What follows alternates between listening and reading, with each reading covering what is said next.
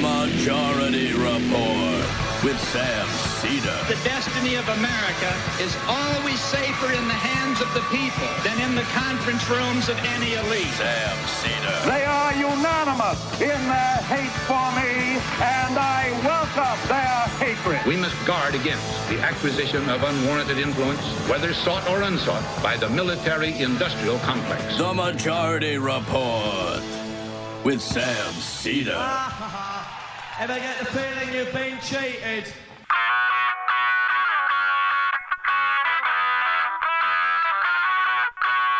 It's Thursday, October 9th, 2019. I'm Michael Brooks on a hybrid Sam and Michael Wednesday. We are broadcasting live from the steps from the industrially ravaged Gowanus Canal in the heartland of America, downtown Brooklyn, USA. On today's program, an interview with former North Carolina Democratic Congressman Brad Miller on his really sort of extensive defining work on the history of the House's oversight of the executive branch and its failures and less accountable. How did we get to where we are today in terms of this stunning overreach? Turkish President Tayyip Erdogan has announced that he is moving into northern Syria. They've begun shelling. This move comes, I should also add, just weeks after the United States pressured Syrian Kurdish forces, SDF forces, to drop their border positions with the renewed commitment that they would, in fact, be protecting them. The Pentagon won't take over Islamic State prisons if U.S. allied Kurdish forces withdraw, officials say. There's serious criticisms about who we're calling whistleblowers and what started this process. They're legitimate, but also Donald Trump is in full and utter contempt of Congress. They are saying they will not cooperate in any way, shape, or form. What remotely serious thing is left to do besides jailing and fining these people? Trump's lawyers argue that unanimous Watergate case was wrongly decided. And former South Carolina Rep. Trey Gowdy has returned to the national scene as a member of Donald Trump's legal team. Trump told Rick Perry and State Department officials as early as May to talk with Giuliani about Ukraine. And half of voters support impeaching and removing Trump. Those numbers keep moving up. Indigenous protesters and others have converged on the capital of Quito, taking on the horrific Lenin Moreno administration, who ran center-left and is governed far-right. He moved himself and top military brass outside of the capital. The U.S. imposes visa restrictions on Chinese officials over Uyghur human rights abuses. Alabama Capitol elects Stephen Reed, its first black mayor in a 200-year history. And unpaid bills rack up in Trump rally's wake, even as a new batch of documents reveal the conflict between Philadelphia's DA, reform DA Larry Krasner, and Pennsylvania's Attorney General. All that and much, much more on today's Majority Report. We're going to get to the ad in a second, and then this really important interview with Brad Miller. I'd recommend, if you have time, you read his piece in the American Prospect as well. Very important piece on the executive branch and congressional accountability. Bernie Sanders is up. He's walking.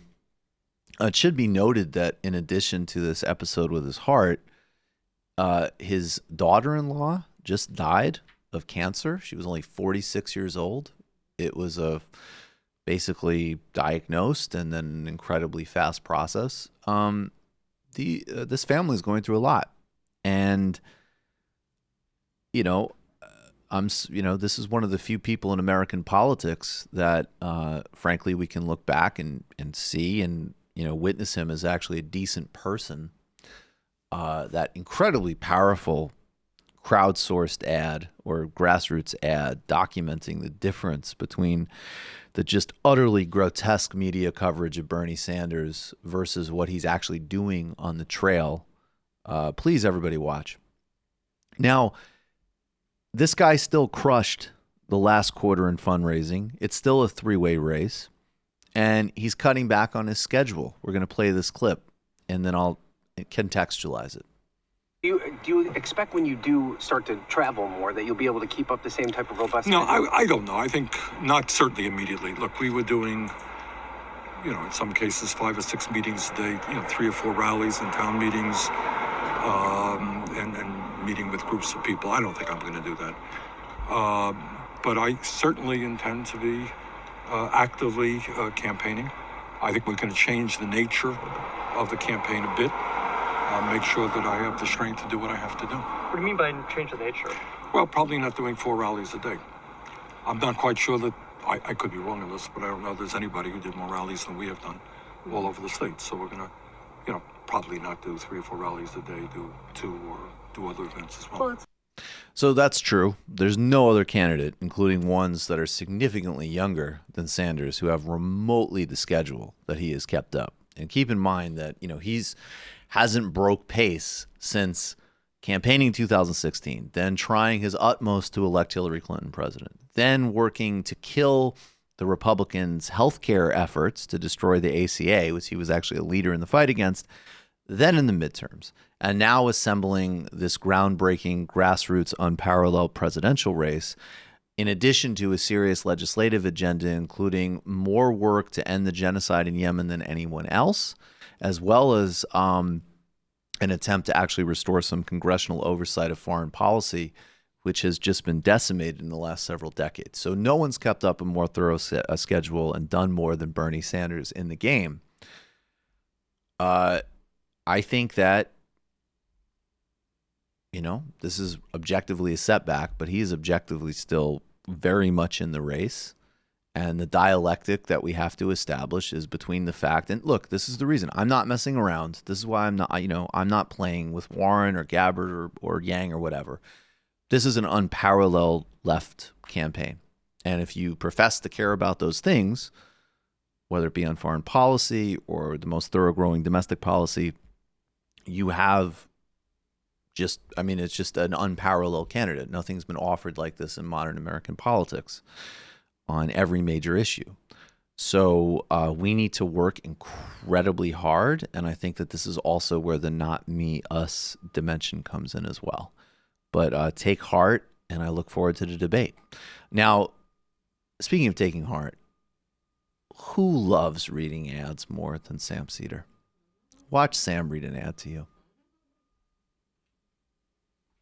Thank you, Michael. Folks, if you feel like you can't find the time to read all the books on your list, guess what? I'm right there with you. My list of books to read is so large. I don't have time to do it because basically I'm reading books for this show. And even then, I don't even get to read 100% of those. Well, Blinkist is an app that compiles the key takeaways from thousands of nonfiction books. Everything you need to know is condensed down to 15 minutes that you can either read or, my favorite, listen to on the app. Blinkist is really unique, and it works on your phone, on your tablet, on your web browser, wherever. You're going to find everything from health and self-help titles to history and business books included in Blinkist library. And I'll tell you, okay, so I've already said in the past, Tim Ferriss's 4-Hour Work Week, right? And I listen to that. And I'll listen to random business stuff. But the thing I like the best about Blinkist is because there are some books like I'll see, like I want to read that one, right? Some of the history books, those are books that, you want to dig into. For me personally, other people might just want to know the bullet points on these history things. That's all well and good. But for me, it's stuff like this. Queued up for me next is How to Make People Like You in 90 Seconds or Less. by Nicholas Boothman. Now, no offense, Nicholas Boothman, but I just don't know I would read that book because, like, I just don't. It seems a little bit like I don't know if I want to be, on the subway trying to figure, with the book there. But also, I just don't know with all the amount of time that I have. I don't know that I'm going to spend that time to just try and get people to like me in 90 seconds or less. But it's going to take me 13 minutes to listen to this. On my walk to work, I could listen to it twice and still have time left over to meet 3 people who will like me in 90 seconds or less. That's what I love about Blinkist. And with Blinkist, you get unlimited access to read or listen to a massive library of condensed nonfiction books. All the books you want, one low price. Right now, for a limited time, Blinkist has a special offer for our listeners. Go to Blinkist.com/majority. Try it for free for 7 days and save 25% off your new subscription. That's Blinkist, BLINKIST.com/majority to start your 7-day free trial and save 25% off. 25% off. Blinkist.com/majority. Check it out. Now, let's take a quick break. When we come back, I'll be talking to Brad Miller, former U.S. Representative for North Carolina's 13th Congressional District, serving from 2003 to 2013. He's written a piece in the American Prospect, The 40-Year War, William Barr's long struggle against congressional oversight. Be right back. I'm just picturing Sam walking, just being like, and a very good day to you too, sir. I listened to my new Blinkist. How do you happen to be? Okay. This is Sam with former Congressman Brad Miller. We are back. Sam Seder on the Majority Report on the phone. It is a pleasure to welcome to the program former U.S. Representative for North Carolina's 13th Congressional District, serving from 2003 to 2013. And writing in the fall 2019, the American Prospect, The 40-Year War, William Barr's long struggle against congressional oversight. Welcome to the program, Brad. Thank you. Glad to be with you. I have to tell you that in addition to being, some of this being reliving some of my youth in terms of your piece, the thing that really struck me, and we'll get into it in more detail, but I just have to say off the top, is the Office of Legal Counsel. I did not have a sense of how messed powerful? up of how powerful. Well, I did have a sense of how powerful, but how like so easy it is to corrupt it in some ways. But let's before we get there, maybe I'm getting ahead of myself, but you write that William Barr, this has been part of, and he is part of, a 40-year project to essentially strengthen the power of the president. I imagine that's been an ongoing battle since day one on some level, but we've entered into a new era of it. We have, and I think for Trump, it's obviously not doctrinal. It's entirely opportunistic. He doesn't think about constitutional architecture, which is the phrase that constitutional scholars use for separation of powers and checks and balances. It is entirely in his interest at the moment.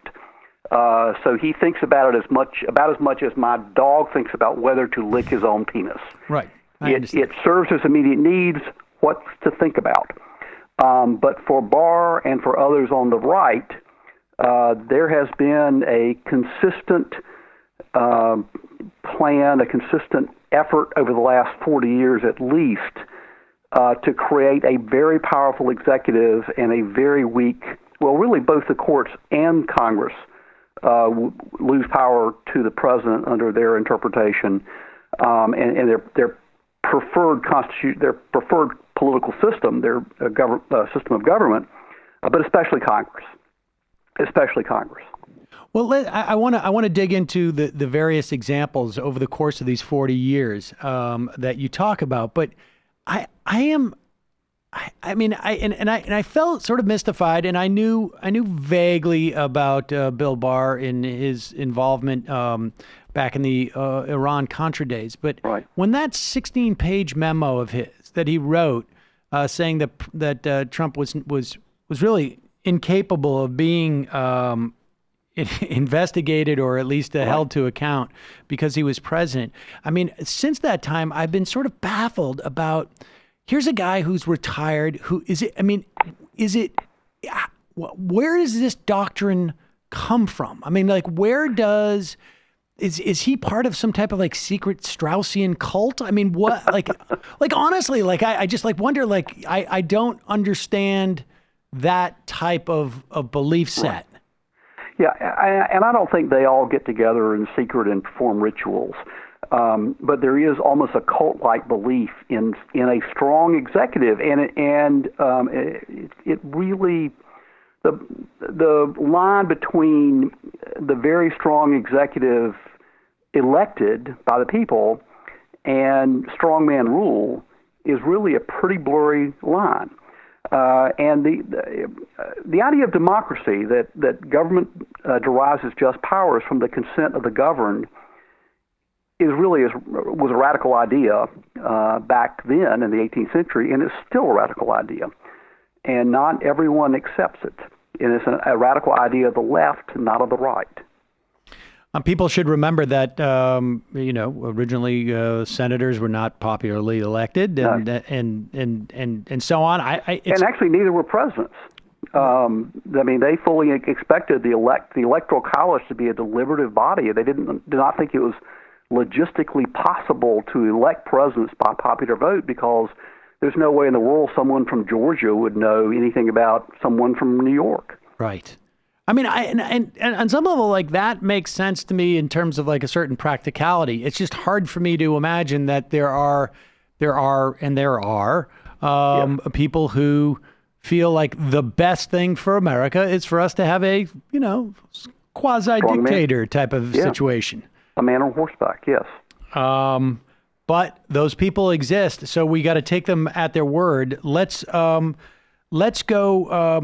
back. I mean, you cite through some early history ranging from George Washington's first term to Woodrow Wilson saying that the informing function of Congress should be preferred even to its legislative function. In other words, things like oversight and whatnot. And really, this turn really happened under the Reagan administration. Lay out for us, how it was that Reagan assembled these people, but it really goes back. I mean, before this, right, where Dick Cheney sort of, learned this concept under Nixon. Right. Yeah, it goes back to the Nixon administration, and Nixonian has become a term used for extreme claims of presidential power. And after Watergate, there were reforms, important reforms. The Inspector General statute, which is what led us to the Ukraine scandal and the possibility now of the very real possibility of impeachment, was a post-Watergate reform. So was the special counsel law. There were there were several important reforms that were designed to rein in the imperial presidency. And for Barr and for Edwin Meese and for others who were part of that group of rightist lawyers who came into the Reagan administration, both in the White House and in the Department of Justice, there was a sense that the Watergate reforms had gone way too far, and that the just powers, the proper powers of the presidency needed to be needed to be restored. But in fact, they went much beyond that. Edwin Meese gave speeches that suggested that the president could disregard opinions of the Supreme Court with which he disagreed, that independent agencies were an intrusion on the president's power over the executive branch, despite Supreme Court cases saying that independent agencies within the executive branch were perfectly okay. And that was sort of where this began was with the Reagan administration, and they began picking fights that they did not that went badly for them at first.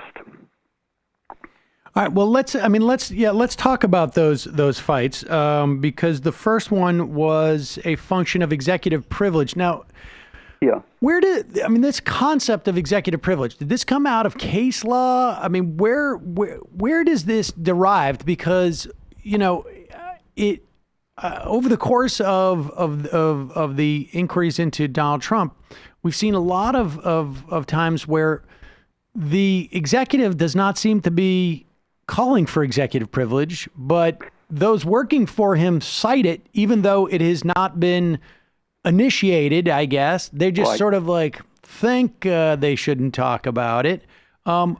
Just give us a little background on executive privilege, and then we can go into the attempt by the EPA to withhold documents from Congress back in the early 80s. It's pretty ill-defined.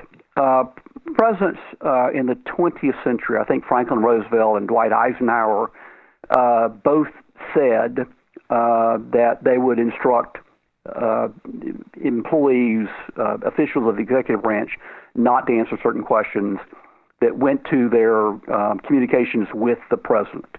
That the confidentiality of communications with the president, so the president could make decisions with the best advice because the advice was uninhibited. I mean, that's been around for a while. It has not really been recognized by the courts until the Watergate cases and the Nixon administration, I guess one in particular, and it's never really been very well defined. But the courts acknowledge that there probably are some communications between some high-level officials and the president that should be regarded as privileged. But even that is subject to being overridden if there is an obvious need for the information. And they do. And in my experience as an oversight subcommittee chair for 4 years, the executive does just throw that out there anytime they don't want to answer a question. But early on in the Reagan administration, there was a scandal that came out of the EPA, the Environmental Protection Agency. The head then was Ann Gorsuch Burford. Yes, she is Neil Gorsuch's mother, or was. And she was head of it, and it was a question about the Superfund, the legislation to clean up waste sites, particularly contaminated waste sites. And there was a question about whether there was corruption and how that program was being administered and the funds were being spent.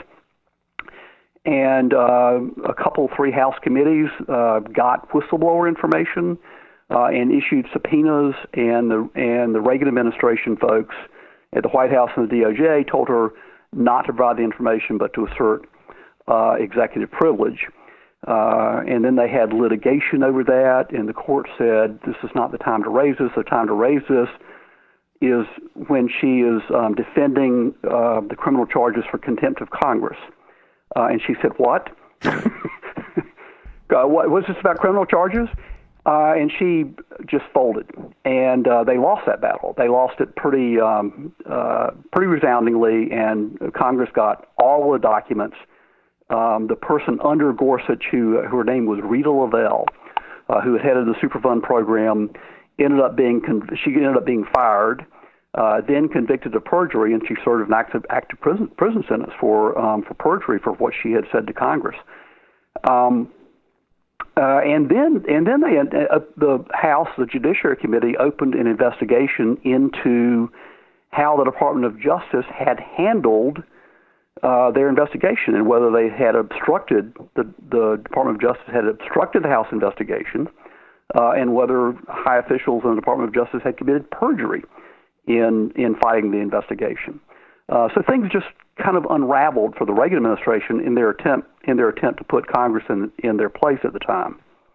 Well, I mean, the idea of someone lying to Congress and going to jail for it, the idea of Congress investigating the Department of Justice, those things seem so far removed from where we are today, because, what you're outlining is I feel like this happened. All this stuff happened 2 years ago. under this president, right? I mean, we have the EPA refusing to hand over documents. It feels like every couple of weeks. We've seen people just in their nomination hearings lie to Congress. I mean, but yet we have none of those. I mean, maybe I'm getting ahead of myself, but these tools seem to have gone away. Well, I've wondered about that. Why is it so different now that they can just thumb their nose at Congress, just flout Congress's oversight powers? And you know, my article in American Prospect was written before the whole Ukraine stuff hit. But every day are new examples of what I wrote about in the American Prospect piece. I think one important thing that has changed, in addition just the change in the norms and how tribal the partisanship is now, and how much negative partisanship there is, because I don't necessarily like my guys, but I hate your guys, is that the special counsel law enacted after Watergate sunset at the end of the Clinton administration, the beginning of the George W. Bush administration, because Democrats by that point hated it because of how many investigations there had been under Clinton, and the Republicans had always hated it. It had been what had brought the Iran-Contra stuff to light, and it made it impossible for the Bush administration, the George H.W. Bush administration, to make that go away. And the old law had a hair trigger requirement to report upon demand by Congress, at least, report any evidence of possible criminal misconduct by executive branch officials to the District of Columbia federal court to appoint a special prosecutor, so the special prosecutor would investigate and perhaps prosecute because of possible conflict of interest. That's expired. And to be clear, that was the independent counsel law. We can still have special counsels, but those are appointed by the Department of Justice, like we had with Robert Mueller. Sorry, okay, yes. It was called an independent counsel law. That's correct. And they were appointed by the court itself. The Department of Justice had to provide them resources, but they acted independently with all the powers of the Department of Justice, and that expired. And in the Ann Gorsuch-Burford matter, the Department of Justice said, we don't have to prosecute her. I mean, the statute says that we have to, but we don't have to. It's an inherent power of the president to prosecute or not. But there was sitting out there that independent counsel law, and Congress could have required the court to appoint a special prosecutor, an independent counsel, to proceed or not. And that's expired. And I think since then, and certainly what is happening now, everyone involved knows there's no way in the world the Department of Justice, the Barr Department of Justice, is going to bring anybody, is going to file a complaint against anybody for ignoring a subpoena from any committee of Congress except one maybe headed by Lindsey Graham. And so they aren't worried about criminal prosecution. Nobody's worried about going to jail. And so they thumb their nose at Congress. You can't send us to jail. You can't do anything to us. Screw you. And we should say that back in, I guess it was in '88, prior to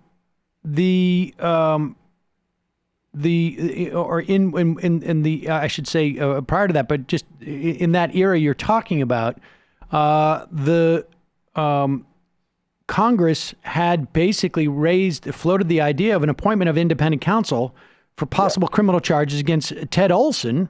Yes. Who was... and just floated it. They had, in fact, done it. And the D.C. court had appointed a special, independent counsel. And Olson, and they were just spoiling for the fight. Olson and the others, the other rightists in the administration, they were spoiling for the chance to challenge the constitutionality of the independent counsel law, because from their point of view, just every syllable of the law was an intrusion on the president's constitutional powers. And they moved to quash the subpoena that had been issued to Ted Olson and to declare the independent counsel law unconstitutional. It went to the Supreme Court, and they got their asses handed to them. It was a 7-1 decision. I think Kennedy had just been appointed to the court, and he didn't participate. But it was by Rehnquist. And Rehnquist said, no problem here. There's an inherent conflict of interest, and looking back at the history of the Constitutional Convention, they were the delegates and those others at the time were did not want that strong a president, an unchecked president, and they did want there to be, even if circumstances suggested there's a reason for it, inter-branch appointments so that Congress could appoint people who would serve in the executive branch, which just to the Reaganites, to the rightists in the administration was just apostasy. I mean, they got clobbered, and the only one who voted with them, went with them, was Scalia. So, okay, so this sets the table. Obviously, the Democrats allowed this law to lapse because in the wake of the Clinton years. Yeah. Well, it was a Ken Starr thing, but it's not just that. Like, everybody in the administration at some point had a special counsel and racked up tens or maybe even hundreds of thousands of dollars of attorney's fees in defending it, in defending the investigations, and a lot of them had very badly damaged reputations. And there was a sense that it had gone too far, but they went from there to nothing. Right. The baby was thrown out of the bathwater because, and let's talk about the OLC here, because I didn't realize that Rehnquist, you said Barr followed Rehnquist, Scalia, and Olson as the head of the OLC. Wait, all of them were on the head of the OLC? They were all heads of the OLC at one point. That's just nuts to me. I mean, it really, because I guess I have had just a, obviously, John Yoo in the Bush administration with torture memos and that to me was, I guess, was always framed by the media at the time as sort of an aberration, that it was like that it was a one-off, and it seems like once the special counsel, or I should say the independent counsel law, sunsets, the OLC just becomes completely ripe for some type of corruption, because there's no way to hold anybody to account if the OLC and the DOJ essentially do not see themselves as an independent watchdog of the president. Correct. And even after an administration changes, it would be very, very difficult to bring a criminal prosecution against someone who had disobeyed the law during the previous administration if there was an OLC, Office of Legal Counsel, opinion saying that you were doing the right thing, that the statute that you were ignoring is unconstitutional, so you should do what the president tells you, and it's essentially a get out of jail free card. It's like a prospective pardon for conduct that has not yet been committed. And yes, the potential for abuse there is enormous, and yes, that potential has been fully realized repeatedly for the last 30 years. Okay, well, let's talk about what Barr's role in this. So after the Reagan administration loses in all of their attempts, like what, and specifically the Rehnquist decision that you can have, the independent counsel law is no problem. Barr then sort of steps in at that point, and what does he do to sort of limit that? I mean, this is really sort of the beginning of the end on some level, even though we have to wait until after the Clinton administration to get rid of that law. Yeah, well, he became the first head of the OLC, the Office of Legal Counsel, in the George H.W. Bush administration. And less than a year after the decision on the independent counsel law, Morrison v. Olson, he wrote an opinion as head of OLC, a memorandum that was distributed widely through the executive branch that said, I think the name of it was 10 common congressional intrusions on presidential power, or something like that. But it was a very belligerent, militant memo that that Congress, by statute, is intruding on presidential power, and we need to be on the watch for it, and we need to resist it. And the way to resist it isn't by challenging it in court or by vetoing laws, which could be overridden by Congress. It is by simply ignoring it. And really, all of the language from that memo has continued to show, even though that memo was supposedly pulled back in the Clinton administration, that memo has become kind of the touchstone for just about every claim of executive power by the right wing since then. I mean, isn't that claim basically you and what army? Pretty much, yeah. They can't do nothing about it, so we can do what we want. I mean, it's kind of given a higher tone. It sounds more principled, but that's basically it. Yeah, they can't challenge us. We're the ones who enforce the laws, and they can say what they want, but we're not going to enforce the law against ourselves. And once they pass their laws, they're done with it, and we decide what it means and whether to enforce it or not. So, I mean, let's skip ahead here to present day. Once Barr introduces that concept, and he introduces that concept even before the independent counsel law is gone. So not only has he then established, like, we don't have to listen to anybody else. What happens ultimately after the Clinton years, and maybe, I don't know. I mean, this is complete conjecture on my part, but I wonder if part of this push to sort of prove to the Democrats, like, you don't want this independent counsel law because we're going to abuse the heck out of it, was to get rid of it. Because at that point, then there's no other vehicle. I think it was probably that. Well, that may be true, but it was also just opportunistic. They were trying to do damage. As Hillary Clinton's famous phrase was, a vast right-wing conspiracy. They were seizing upon anything that smelled slightly wrong and suggesting that there was evidence of criminal wrongdoing and asked for a special counsel, and a great many were appointed.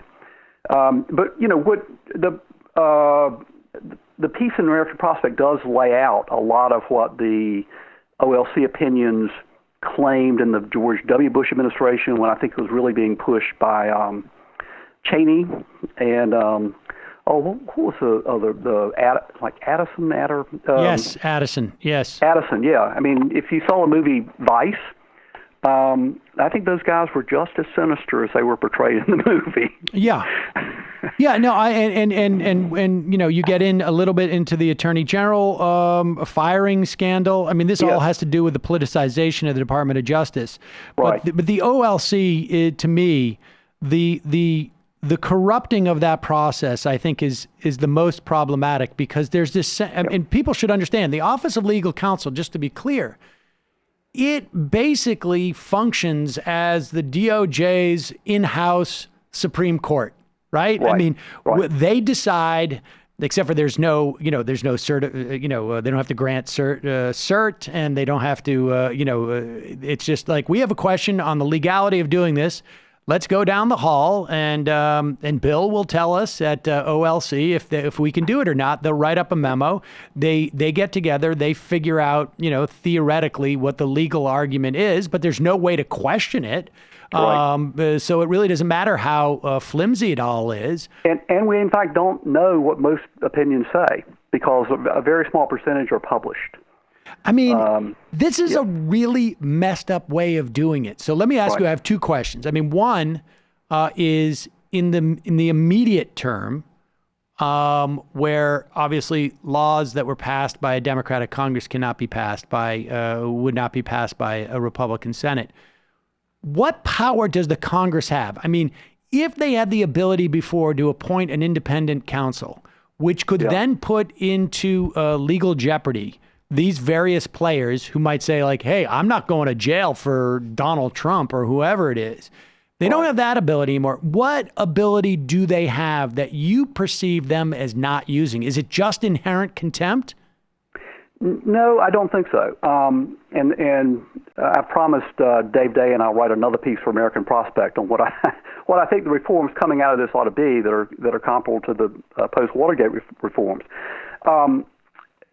I think there's a Supreme Court case, and in fact a long tradition, and a recent Ninth Circuit decision that says that courts have the inherent power to appoint a special prosecutor for contempt of court, because contempt of court is so important to the court's ability to exert its own power that they can't depend upon the president. So if they turn it over to the executive branch, and the executive branch says, no, we're not going to prosecute that, then the court can appoint an independent counsel to prosecute it for them. I think that, one, they ought to try that now. They ought to petition the court and say, look at this Supreme Court decision on contempt of court. The same thing should apply to contempt of Congress. Appoint a special an independent counsel. But even if they don't do that, or if they try that and they don't win, they ought to enact a statute, a narrower independent counsel statute for contempt of Congress, perjury before Congress, false statements to Congress, obstruction of congressional investigations, conspiracy to do any of that, because it's very clear that the executive branch cannot be made to do that if they are willing to take the political consequences of not doing it, and which, of course, the Trump administration is doing. And the Trump administration is ignoring all congressional subpoenas. And people who aren't even in the administration. There are these two Russians who were the guys who introduced Giuliani to Ukrainian officials who've been subpoenaed for congressional investigation. They said, nah, we're not going to give you documents. We're not going to show up. Get the Department of Justice to prosecute us. Good luck with that. Right. And that, that's got to change, because until that changes, Congress has effectively no oversight power. And I introduced legislation to do that a decade ago. And on the OLC, Russ Feingold introduced in the Senate, and I introduced a companion, but the same bill in the House that would have required, with certain narrow exceptions, opinions by the Office of Legal Counsel be published, so we could know what they're telling, what they're saying their powers are, at the very least, so Congress can do something about it. And I would go further now, and I would say that an opinion of the Office of Legal Counsel, you cannot say that you relied upon that in a criminal prosecution, as a defense in a criminal prosecution. And that would greatly cut in, I think, to the abuses of the OLC law, the role of the OLC. Well, and a set of House members, I should tell you who they are. It's somewhat bipartisan. I can't remember who they are, but it's within the last 2 weeks, has introduced legislation very like what Russ Feingold and I introduced a decade ago. Interesting. And what of inherent contempt? I mean, assuming that Congress doesn't pass anything in the short term, can Nancy Pelosi say, all right, we're doing this? You don't, Mike Pompeo, you don't give us the documents?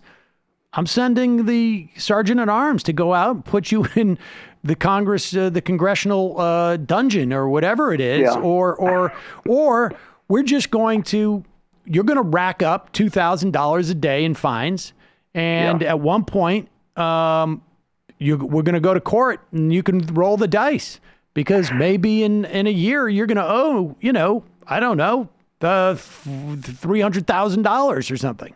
Yeah. There's also legislation to do that, I think. I'm not sure it's been introduced, but there's an independent group, something like Good Government Now, I think is the name of it, has proposed it, but with a limit of $25,000 for a civil fine. And that was part of the bill that I introduced a decade ago as well, to allow civil fines. The problem with inherent contempt with executive branch officials is you're sending out the Capitol Police and the Sergeant at Arms to take somebody into custody who's got protection by law enforcement officers from the executive branch. And I really don't like the idea of a firefight, an armed confrontation between the Capitol Police and the FBI or the Secret Service. There's got to be a better way to do it than that. But with respect to others who aren't in the executive branch, and both of them, by the way, would be assuming that they were taking proper orders from above. Right. The Capitol Police to take somebody in custody, the Secret Service not to allow someone to be taken into custody. But with respect to others, I have suggested within the last year during this confrontation that like the accounting firm, Lazar's, use inherent contempt against them. And they haven't been saying they won't turn over stuff. I mean, the non-government officials are saying, yeah, of course, just tell us what to do and we'll do it. We have got no interest in going to jail over this. But there are problems, there are limits to inherent contempt. There are obviously, and by the way, I thought Jerry Nadler got unfairly criticized for not doing more about Corey Lewandowski's testimony, where, he was just a thug, thumbed his nose, and there isn't anything that's equivalent to a bench warrant. There was no way that Jerry could have said to the sergeant at arms, okay, go detain him until his attitude is improved, and then we'll hear his testimony. There really isn't a way to do that, but there should be a way to get at least some potential witnesses in a way that they have to worry about it.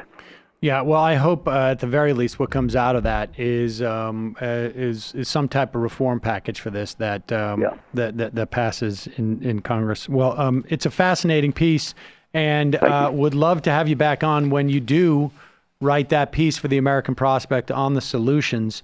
Former Representative Brad Miller, the piece is The 40-Year War. In the American Prospect, we'll put a link to that at majority.fm. Thanks so much again for your time. All right, thanks, Sam. All right. Welcome back to the show, folks. Check out that piece in the American Prospect. Very good, very important. We're going to go to the fun half.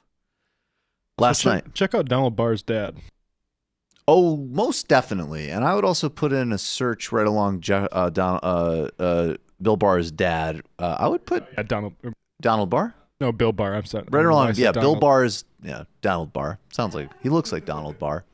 Actually, the best line this isn't usually my humor zone, and of course now F the Queer Eye show because of their trash about Bernie. But somebody said that they showed these photos side by side, and they said Bill Barr looks like Steve Bannon after a Queer Eye makeover, which is just like exactly true. They completely nailed it. I still, with respect, putting aside their terrible politics, I do think that national makeover policy would be good for, to deal with alienation. That's what everybody needs. Is just, no, that show is all about the outsourcing of dealing with mass atomization and loneliness in the society. And it's actually really intense and painful because basically so many people just need a little bit of that. I've cried multiple times at that show. The outsourcing of emotional labor to feminized folks, shall we say?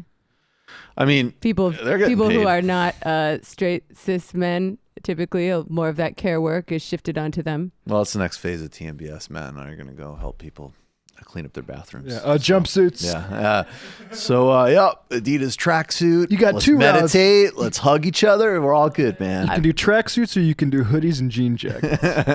I feel like I could use that. Here is a photo of President Lula. We're just going to look at it. No, what we need to do is get you a gaming PC. Yeah, I think Matt and I might go in slightly different directions in the how to de-isolate yourself spectrum.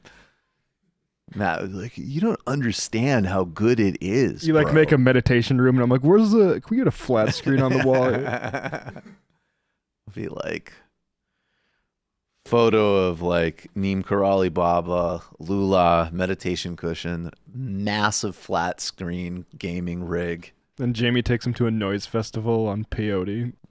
Indeed. It'd be a very funny show. Sounds like a much more interesting show. I think we've already explored much deeper depths. We'd turn everybody into schizophrenics. Right. We got to use all the tools in our toolbox. Multiplicity of, what do they call it? Diversity of tactics. Diversity of tactics. But seriously, put in Bill Barr, father, Dalton, Jeffrey Epstein, and go deep down that rabbit hole. And then look at, as this just embarrassing display between Hillary Clinton and Donald Trump goes on, look up the Clintons and Haiti. And, save your clap emojis. Yeah, no crap. I'm not here for it. Some of the first demonstrators I saw at the DNC in 2016 were Haitian. It's serious. It's monstrous stuff. Like, they're still pissed at the Clintons about that stuff because guess what? It hasn't gone away. Well, and it also goes back, like, there's multiple waves of, I mean, there's stuff that Clinton apologized about going back to the 90s while he was doing the current stuff. It's like, that agri-policy was actually really bad, and I'm sorry. Okay, now Sweet Mickey's going to be president. Whoopsie daisy, do. Sweet Mickey's going to be president now, the guy who sings in a look up Sweet Mickey. This is one more tangent, but it's fascinating to me. Sweet Mickey was the president of Haiti who was basically installed by Hillary Clinton. Essentially, he contested an election result. He had tight connections with the Haitian military. And he's a former, extremely entertaining and like literally like a guy who'd like sing naked on stage or in a diaper. And he was the pre-Trump. Like Haiti had a Trump like figure before Trump. And yes, Praz helped him get elected. Praz from the Fugees, who also Praz most recently was trying to get the guy who pulled off this guy Aito who stole like $1 billion from a Malaysian sovereign wealth fund. Praz was writing a letter to the Justice Department to try to get him pardoned or something. So yeah, a lot of weird stuff going on. Is that a link to Aussie.com? I see. I was wondering about that. Like, what on earth? It really is a website. When Hillary chose the president, I wonder if it's. Oh, that's great. Yeah, that looks like the speech about. I mean, that's an article about Haiti, I believe. Yeah, is this a critical one? If that certainly sounds like a critical title. It's impressive. Go Aussie. Is the left doing entryism into Aussie media? The left what is really Aussie? The belly of the beast. What is Aussie? Remember that festival that Jamie went to with Matt Christman and they did acid? This is their website? Yeah. Oh, geez. Oh, cool. Good for them. Hillary was the headliner. Watching Hillary speak. I can't tell. I honestly can't tell if this is critical. Like yet. Tripping balls yeah, on it's acid. probably Got to like be just one an of the act of wilder experiences powerful in my life. leadership on her part. Which would frankly make it more interesting. Yeah. I just even like she tweeted back at Trump, "Don't tempt me to run again." I was like, why? So he can beat you again? Oh, like, and then she said, "Do your job." Like, no. No, How many don't. times have I said we don't want him to do that job? Oh my God, Jesus Christ, people! Become a member of the Majority Report today. That's how this show happens. Check out justcoffee.coop. Support our sponsors. It is critical, by the way. The Aussie article. So just to put it on the board. Respect. Good job, Ozzy. Good job, Ozzy. Well done. They weren't like, in an act of totally empowered leadership and groundbreaking feminism, Hillary Clinton personally engineered a coup in Haiti. Last night on the Michael Brooks Show, we spoke with Heidi Sloan. She's a great DSA candidate running for Congress in Texas. Had a fascinating conversation with her about her farm and her vision to end homelessness and Medicare for all. Fun interview. Then we had a really interesting debate with Sagar and Jetty on nationalism versus socialism and different perceptions of China. We haven't done that sort of thing at all on TMBS, and I find most kind of online debates to just be sort of like tedious, like sort of dueling Google searches.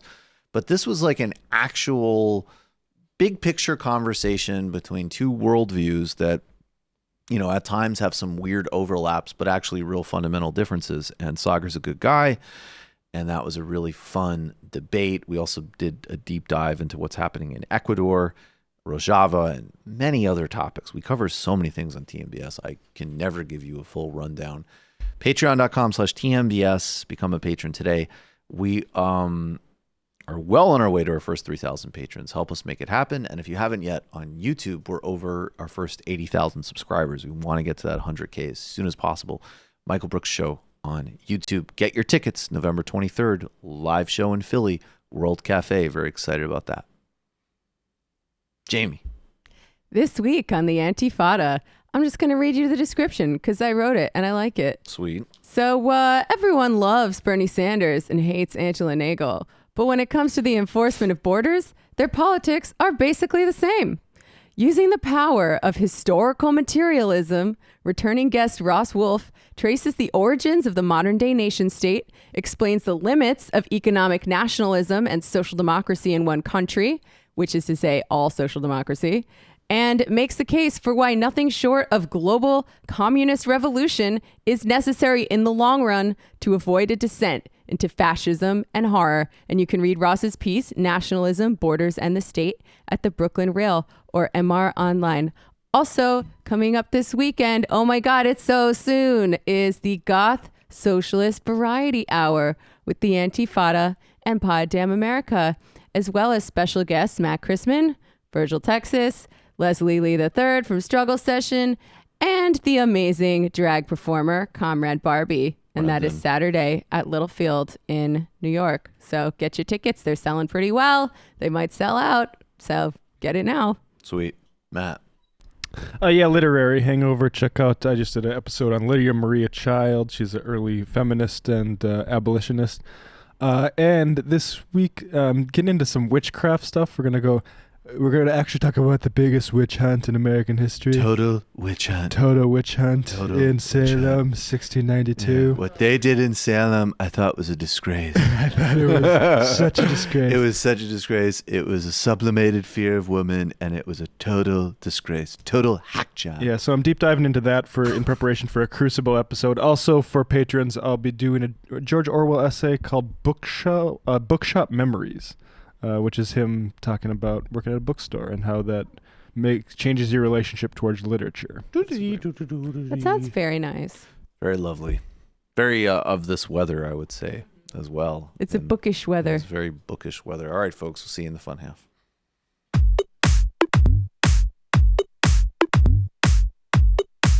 Left is best.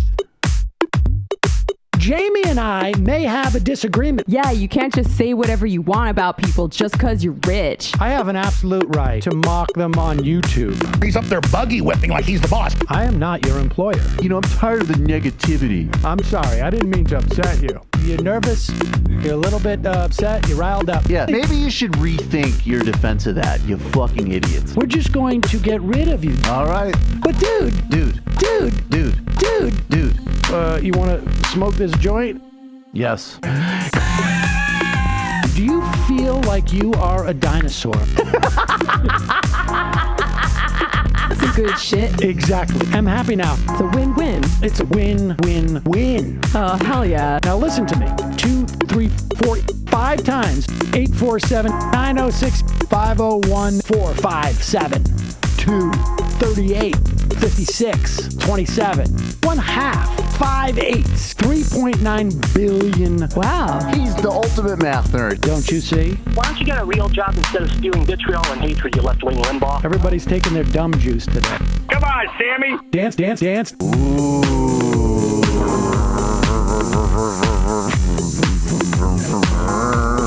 Paul. I had my first post-coital scene with a woman. I'm hoping to add more moves to my repertoire. All I have is the dip and the swirl. Fine, we can double dip. Yes, this is a perfect moment. No.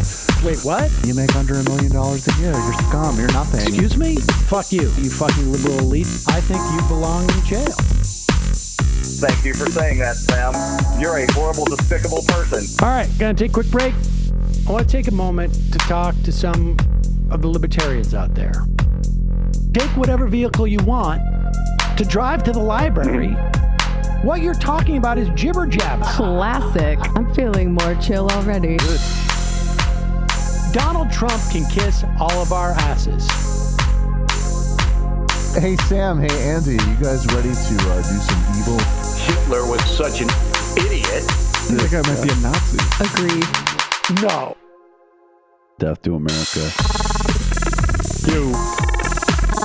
Yes. Wow. Wow, that's weird. No way! Unbelievable. This guy's got a really good hook. Throw our hands up. Ooh. Wow. But Sam, I gotta get off. No worries. Let's. I want to just flesh this out a little bit. I mean, look, it's a free speech issue. If you don't like me, Hey! Shut up! Thank you for calling into the Majority Report.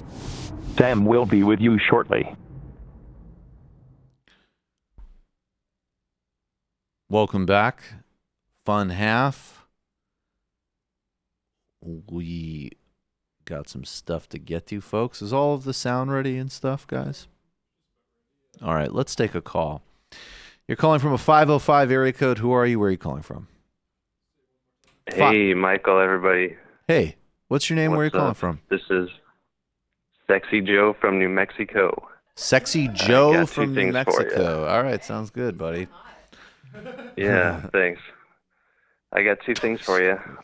One is that video that you guys showed was actually doctored. I don't know if you saw how red Bernie looked.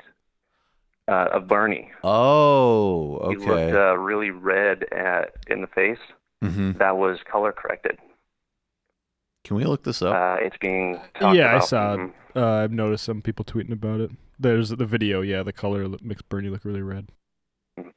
I mean, do we have proof of this? Because I feel like unless we do, people are going to say it's a conspiracy theory. It's definitely true that he looks redder than he actually looks. Whether or not it's intentional is anybody's guess. But like the idea that somebody intentionally did that to make him look like he's about to die or whatever, like that needs proof. Oh, look, Rasta don't trust no CNN. So check.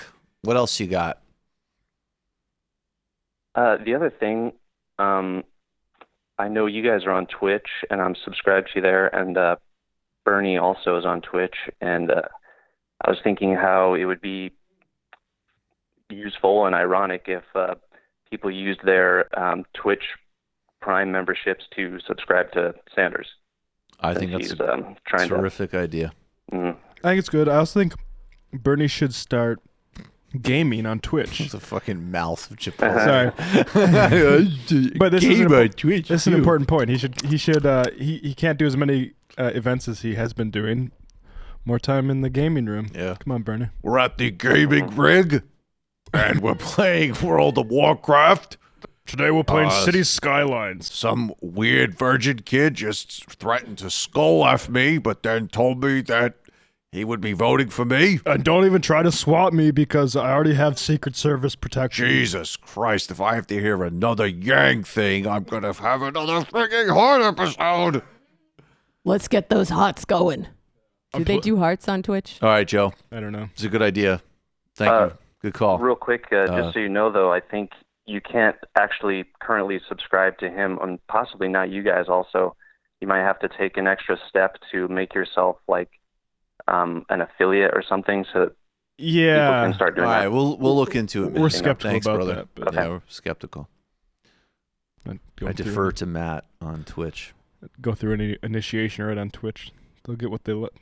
I don't know. I still barely understand it, and I've been on it multiple times. There's some times. weird exclusivity stuff with Twitch that I just don't like. Like you can't also Twitch on YouTube or something like that, or stream on YouTube. Oh, really? Yeah, I'm not 100%. Not good. You're calling from a 760 area code. Who are you? Where are you calling from? Hey, Michael. This is Amy. Hey, Amy. What's going on? What's on your mind? So I was just wondering. This is really like the first primary that I'm following. Mm-hmm. It's actually kind of funny. When I first came out of high school, I thought I was a Republican. Oh, that's what Jamie thought too. It's plenty of people. Yeah. Sometimes it takes a while to find your politics. Jamie did a thing called Goths for the Invasion. It was Goths for the Liberation of Iraq. Yeah, check it out.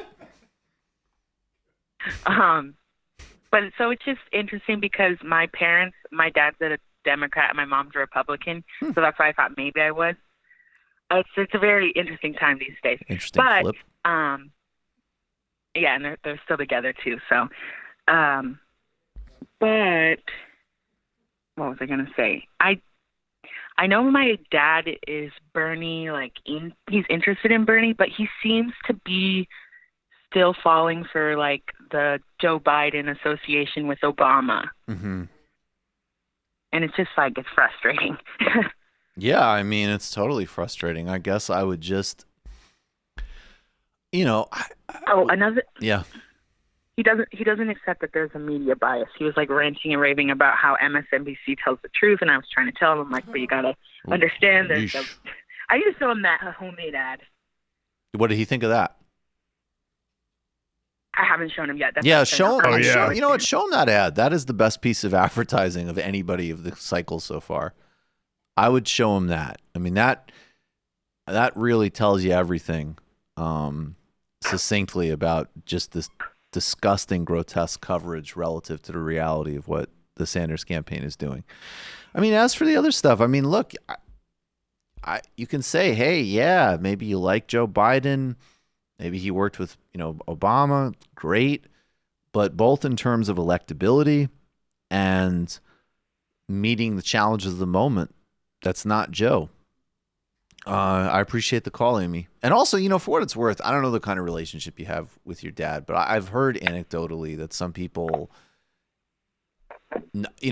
you have to talk to a boomer that is receptive to this message, and a lot of them are not. But some of them are actually can kind of hear you like, you know what?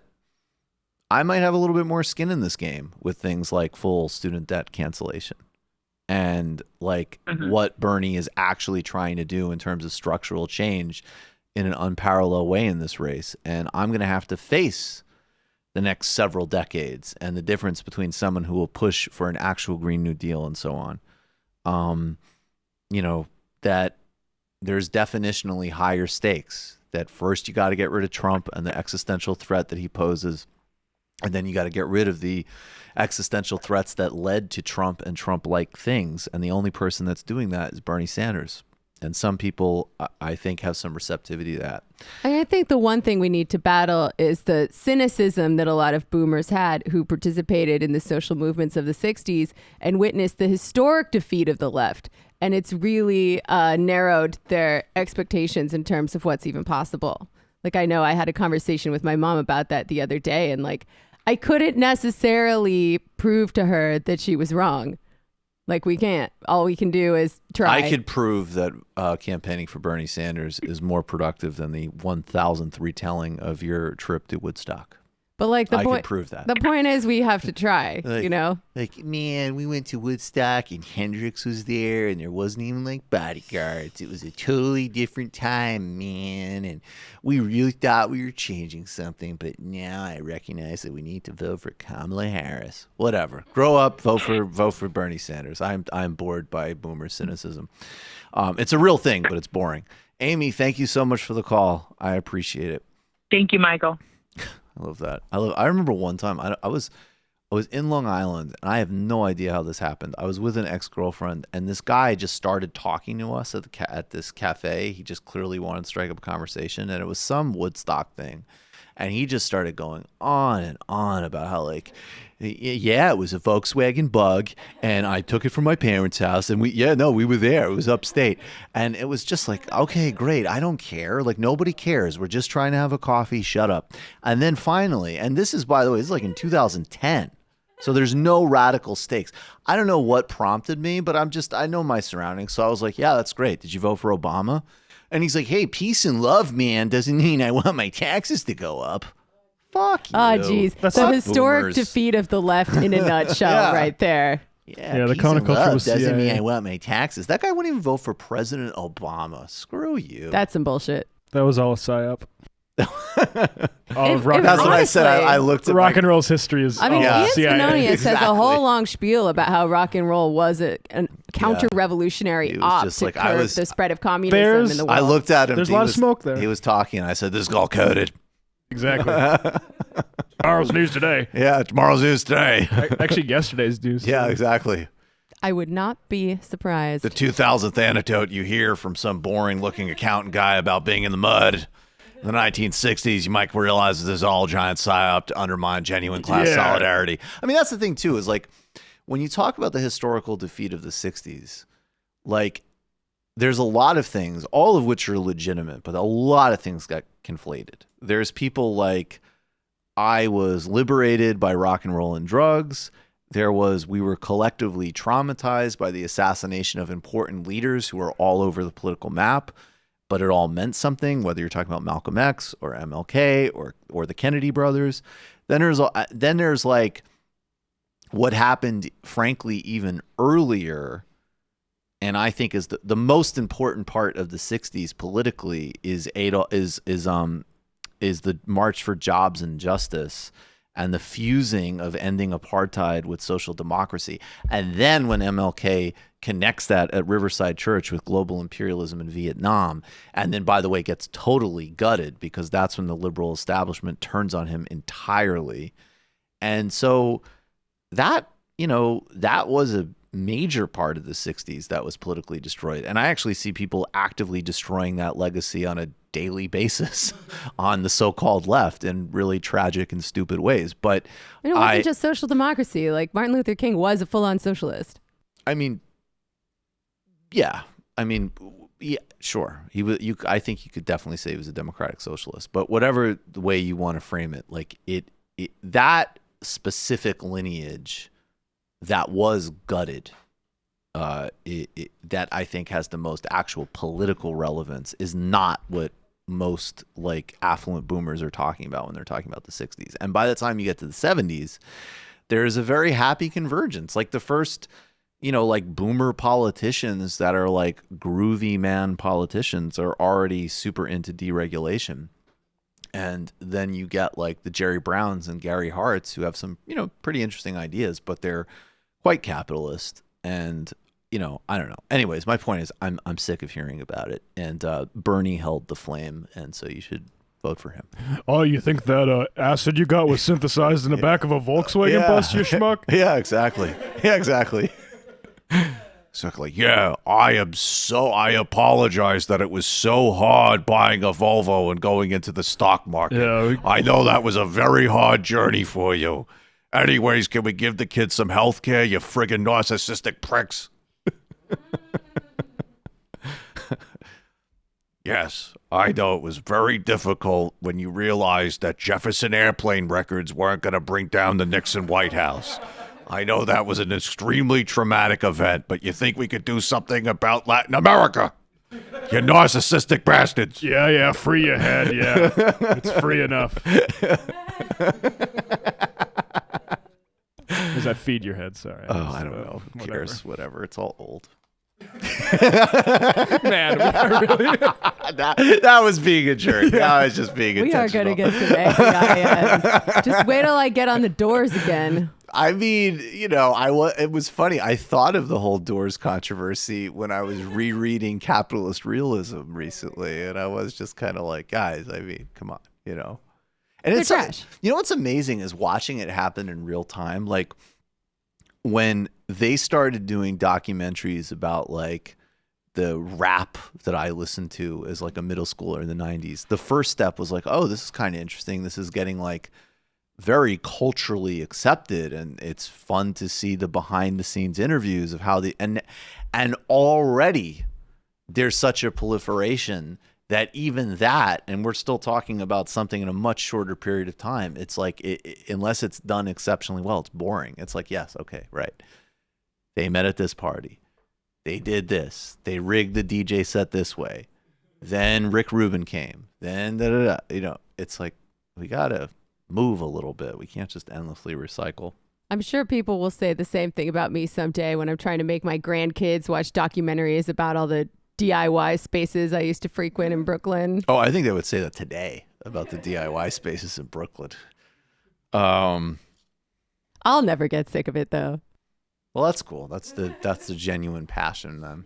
I mean, look, there's occasionally some there's always exceptions to the rule. I have totally like my mom turned me on to Neil Young. I was like, you know what? Neil Young is like legit a great artist. And like, I get that. That isn't just like boomer pablum. Yeah. Oh, my mom turned me on to lots of good music too. She also turned me on to the Doors.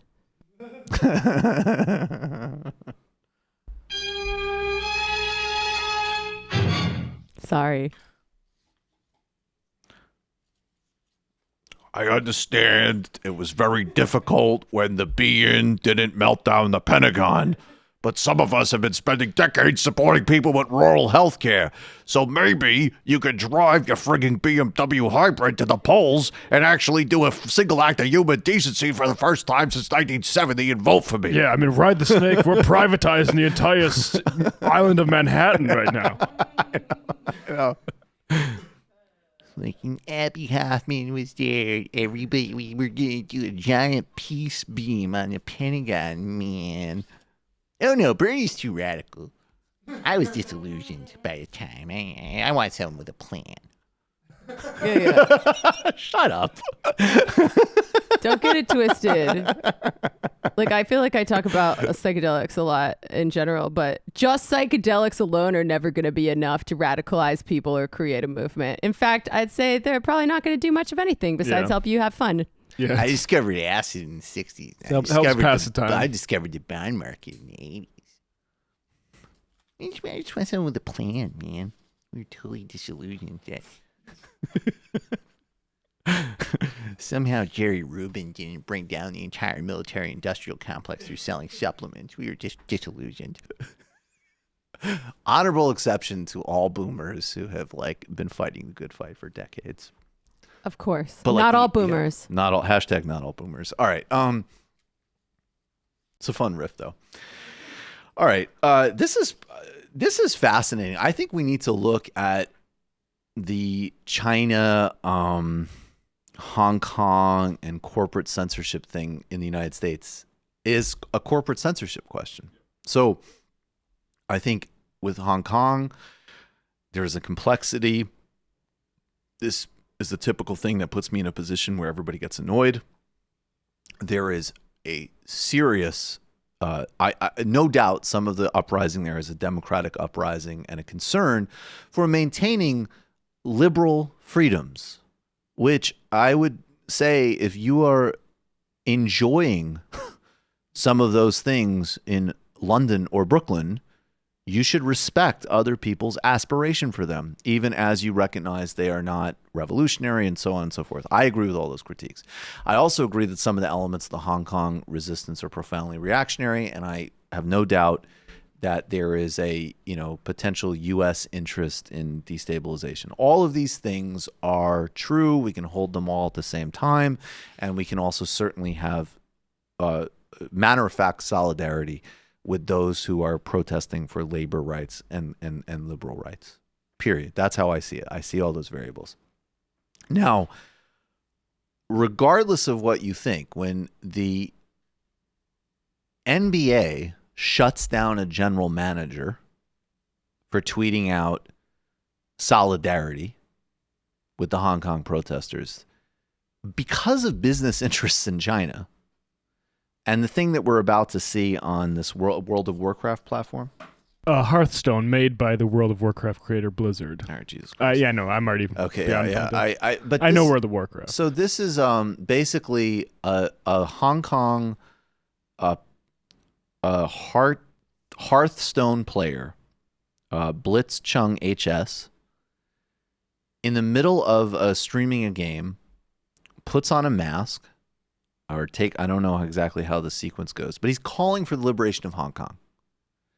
I would guess, by the way, that this is exactly the type of person that you should have solidarity with, just to be clear. You think he's a CIA agent? I don't think he's a CIA agent. I think in this case, he's not a CIA agent. And by the way, look, I think there's no doubt that there is a global pattern of, I think this might be happening in Iraq right now. There's a huge amount of organic protest and unrest in Iraq. And there is a U.S. interest in shifting the regime back from an Iranian alliance. And there's no doubt that there's an intelligence interest there. All of these factors matter. But this broader question right now is a corporate censorship question. And any time the NBA or a video game platform shuts down people for making, I would really say, any kind of broad statement politically at the behest of a nation state or corporation, that's fundamentally dangerous. So let's watch this. 你就讲完那8个字，然后导播我们就结束，我们就什么也都不要聊了。然后你随时可以开始，头先低下来。光复香港，时代革命。导播可以切回来。好，导播谢谢，好。The Mitsubishi logo flashes. 好。 So this is like a post-game interview on an esports channel, and you can see the hosts are, I guess, reading their body language. They don't even want to. They don't even want to be on the same screen as sound that. waves on them. Yeah. So I'll read a little bit from Boing Boing. Blizzard Entertainment, best known for publishing World of Warcraft, suspended a pro Hearthstone player, and pulled his prize money because he said "Liberate Hong Kong, Revolution of Our Age" during a live stream. They're pro World of Warcraft players? Blizzard, which has a huge lucrative market in China, determined that Blitzchung, and I will not even attempt to read his last name because I will mess it up. His utterance was a violation of a competition rule. Engaging, and this is the rule, engaging in any act in Blizzard's sole discretion that brings you into public disrepute, offends a portion or group of the public, or otherwise damages Blizzard's image will result in removal from grandmasters and a reductions of the player's prize total to $0 in addition to other remedies which may be provided by the handbook and Blizzard's website terms. So the real way to understand these stories emanating out of China is not through a resort. I mean, look, there are geopolitical questions about China, of course, but this is a long-standing tradition of corporate censorship. I'd go back in the archives to an interview I did with Mark Ames, where he explained how in the 1970s, when Seymour Hersh was on a roll, he was exposing the CIA, he exposed the My Lai massacre, and then he wrote a piece for the Times, I believe it was about a private law firm in Manhattan that operated at the nexus of corporate espionage, the intelligence services, and the skullduggery of corporate America. Now, at that time, and maybe some things have changed, but at that time, even in the 70s, even things like the CIA at the end of the day cooperated with FOIA requests. There was a accountability in the public sphere, even for the most undemocratic, dangerous institutions in the States. When it came to corporate governance, they shut that article down to the point where the final draft that Hersh published was so edited and so safe that it made barely a ripple. So the bottom line is that, I don't think it'd be a surprise to anybody in this audience, but the private sector does not bring even those very same liberal freedoms that they like to rant about. And that is precisely what we're seeing with the NBA, and that's what we're seeing with Blizzard Entertainment. I don't know, is there any update on this story about this guy? I mean, not beyond obviously him being solidarity. He's banned for a year. That's unbelievable. And again, as ridiculous on some levels this might sound, I mean, this is actually how this person makes a living. Which also is another thing that I just have look, I just don't buy no, if you strip somebody of their material livelihood, that's a very real thing. So we can't just poo-poo, oh yeah, they just can't play video games anymore. It's how the guy makes his living. I mean, this people need to get much more real about what that actually means in today's modern economy. And the message it sends beyond just the individual. Precisely. Yeah, I mean, this is what I always say to libertarians. The contradictions between capitalism and democracy are so obvious in examples like these, like the liberal values that they claim to espouse, freedom of speech.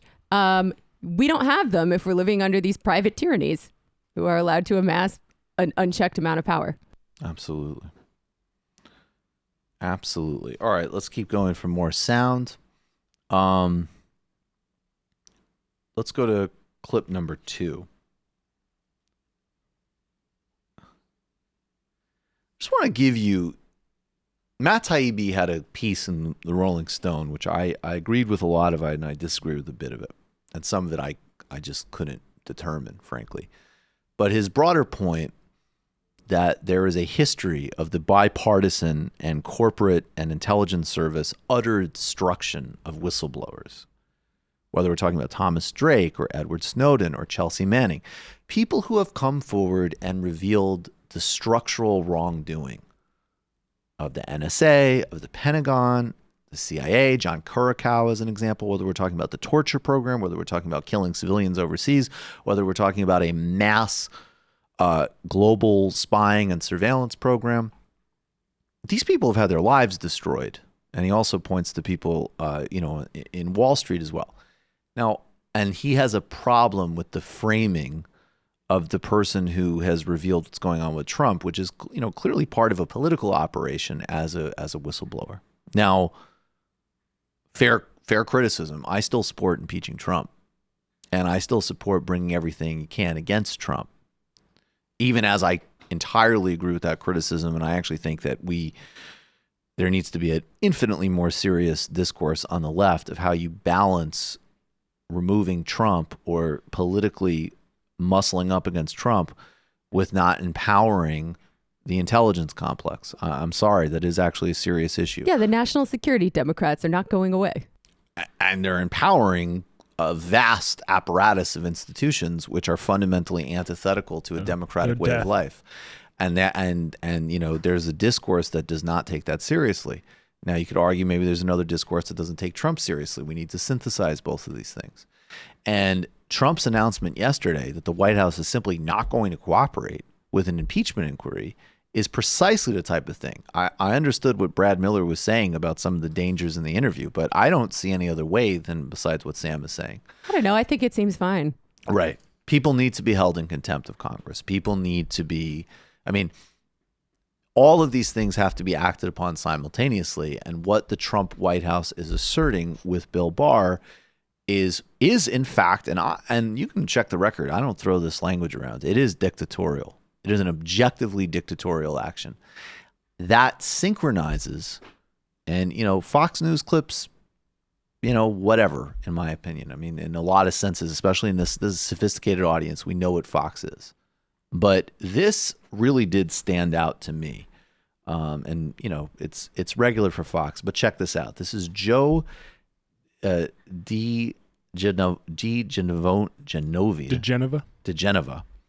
who I believe is a former prosecutor or certainly an attorney.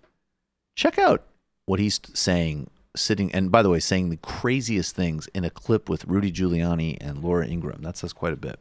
Joe DeGenova, the House's failure to provide, this from Cipolloni's letter, provide co-equal subpoena power in this case ensures that any inquiry will be nothing more than a one-sided effort by House Democrats to gather information favorable to their views and to selectively release it only as they determine. You warned about this.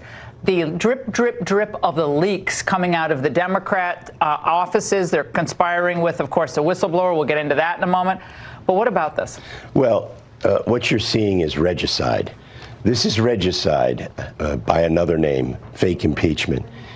The Democrats in the House want to destroy the president. They don't want to preserve the republic. There's nothing honorable about what is happening. This is a despicable abuse of constitutional power. If they had on the floor a vote to establish an impeachment inquiry, that would give the Republicans subpoena power. But the Democrats aren't doing that. They want to deny them subpoena power. So what do we get? We get first one anonymous informant, then a second anonymous informant. Sorry, I refuse to call. I have to pull a Sam here.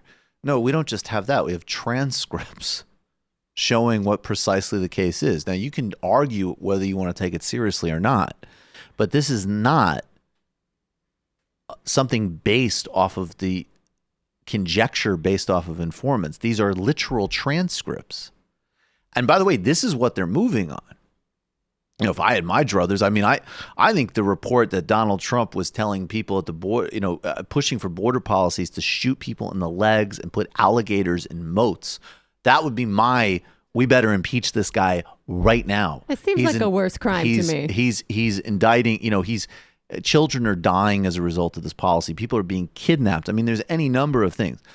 But this is the move they're going off of. And part of the reason this is the move they're going off of is because it's in writing. So that's fundamentally disingenuous and dishonest, obviously.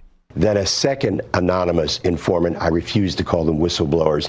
These two non-entities are suicide bombers that the Democrats have unleashed on the democratic process. They actually think that the American people are going to accept having people testify secretly without anyone knowing who they are, where they worked, what their party affiliation was, who they conspired with. It's pretty obvious that this first suicide bomber who sent that complaint to the Inspector General was a paid Democratic operative of the Democratic Party. You mean political suicide bomber, obviously, yes. Before we start getting people messages. he He really... No, I mean, look, yeah, she did a little cleanup there. That's incitement language, no doubt. I don't see how you could argue otherwise. It's really, obviously, in my view, incitement language. Really evocative imagery there. But none of this stuff matters. I mean, look, and here's my other point from a political perspective. Yes, is that if you take the high-end Taibbi point, that this is not a whistleblower in the sense of somebody like Curacao or somebody who's exposed systemic wrongdoing in an intelligence or military apparatus and then been gutted as a result. That these are people that are on the side of a particular part of a turf war, and that needs to be recognized as such. Fine. You know, if a Democratic president did this, the Republicans would be trying to send them to Guantanamo Bay, let alone impeaching them. And that's another part here, the idea that this endless double standard that Republicans can do absolutely anything and then, oh, no, don't do that. Don't impeach. Look, we need to walk and chew gum at the same time. Huge problems inside the intelligence, military, and democratic apparatus. Also, at the same time, he's making, I mean, I accept a point that Taibbi's making, but we have no idea. These people could absolutely be people who were appalled and mortified by what they saw. And in this case, have institutional backing because there is division. That's fine. That's politics. All of these things can be true at once. In fact, they are true at once. And we need to move aggressively on this guy. I'm heartened to hear that the Democrats aren't giving Republicans co-equal subpoena power, even though they don't share co-equal power over the House. Right. Good. Right. Fuck them. Are you Sorry crazy? For saying that again. Yeah. No, I mean, that's insane. You get nothing. Republicans, when they ran the House, the Democrats had to do hearings in dingy rooms. Like, you should have read about the stuff they did to not only limit Democrats' power, but to just systemically humiliate them. I mean, it's insane. If any Democrat that gives Republicans any kind of power that they aren't explicitly given by the rules, and frankly, even then, like, it should be voted out of office or primary. Period. Full stop. People are vampires. This is, I mean, and this to me, look, this is the convergence between hard left perspective that's highly critical of the Democratic Party that still recognizes that there's political warfare that is taking place against a absolutely grotesque administration that is ushering in the complete collapse. Yes, it was already happening. If you read Achille Mbembe, The Age of Humanism is Ending, that was during 2016. And he was talking about the neoliberal policy set, but he was also projecting into the future the Trumps, the Bolsonaros, and so on. And that has to be responded to all simultaneously. Bernie Sanders is quite clear about that, by the way. All right, let's do one more serious thing, then we'll have a little fun. I want to get to sound 9. This is from Euronews. This is Turkish jets. Beginning a couple of hours ago, the Turks have begun conducting operations in northern Syria against Kurdish SDF positions. They, I believe they're calling this Operation Spring of Peace.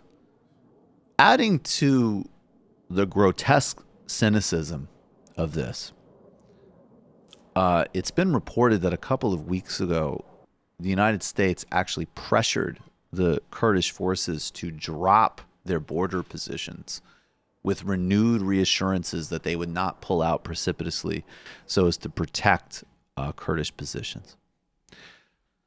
Now, I've talked about this a lot on my show. I have a piece called The Annihilation of Rojava, which I co-wrote with Jean Vigeland in the Jacobin. And, a lot of these things are old arguments. I think if you have I think that both the Kurds, because they actually have had a successful and dynamic political experiment, deserve our solidarity and support. I also 100%, and I think a left president would sit with the Kurds and say, obviously this situation isn't long-term and durable. What is the alternative? What stakeholders need to be brought to the table? Assad, even as he is absolutely a war criminal. And I think, frankly, has an interest. I'm not sure what the response of the Assad government is. On one hand, they are the enemies of Erdogan's Turkey. On the other hand, they've tried since the 60s in varying degrees to remake the ethnic makeup of this part of Syria and decurdify it. So there does need to be a negotiation. There does need to be a recalibration as part of a broader U.S. effort to unwind empire and unwind U.S. presence in the Middle East. But to support a precipitous pullout like this, whose only main upshot is the acceleration of ethnic cleansing and the war crimes of the Turks playing their own regional hegemonic games in the context of a people whose rights they systemically violate. Erdogan, in the beginning of his terms, tried to make overtures to the Kurds because his political coalition was different. Post-2015, he's reverting to type as an authoritarian, classically Turkish leader, and that includes a complete gutting of the Kurds. So this has as much to do with domestic Turkish politics as anything else. But when you pull out like this, all you are doing is aiding in ethnic cleansing. We already saw this in 2018 in Afrin when the Russians sold the Kurds out. The same thing happened. Now, there's more Kurdish forces here. Afrin was more isolated, and there could be basically street combat. They will resist, and there'll be an enormous death toll. And again, in the same way that I would like to see a Russian presence in Venezuela blocking U.S. regime change efforts there, I want, in this specific historical moment, the United States to not pull out precipitously, because that is going to cause an infinitely greater harm. And in addition to the grotesque sellout of a group of people who will face ethnic cleansing and have fought effectively against ISIS, if you have a left perspective, this is the only space right now, besides the HDP, which are a great social democratic Kurdish rights party. Guess what? All of their leaders are political prisoners in Turkey right now.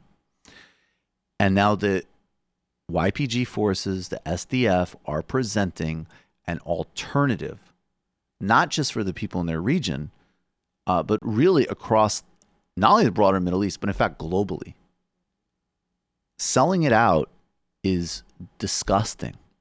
It's grotesque, and not in the project of the wider wind down of U.S. empire. And I hope, by the way, just as I would not judge the Kurds for making an alliance of convenience with the United States, I hope they can make an alliance of convenience with the Assad government.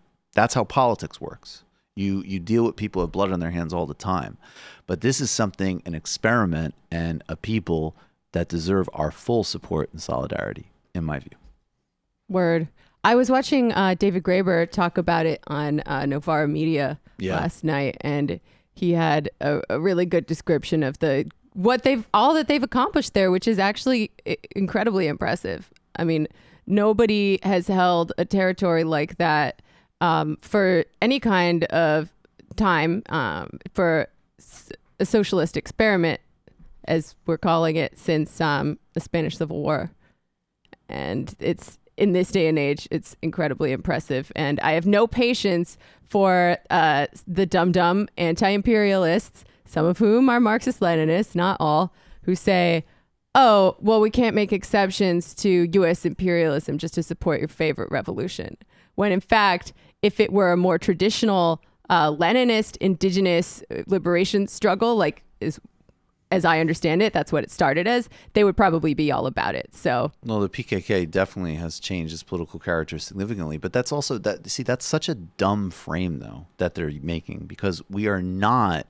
Look, if somebody said there are no U.S. forces in Syria, there is this autonomous region, and the Turks are going to do this, and the United States should move in to create a humanitarian umbrella today that none exists. That is a completely different conversation. That is a completely different mode of analysis. You're talking about an imperial engagement from the United States that has already existed for several years. Primarily, the damage has been from airstrikes in the war against ISIS that has killed thousands of civilians in other parts of the country and probably in that part of the country as well. And you're talking about a residual force and residual coordination that already exists to prevent a infinitely greater evil than the mere presence of U.S. troops. So even that frame that they're giving it that's thought experiment shit. The real reality is that they're there now, and the state of their being there prevents ethnic cleansing. We're not talking about a future projection. We're not talking about an extra engagement. We're not talking about a preventative war.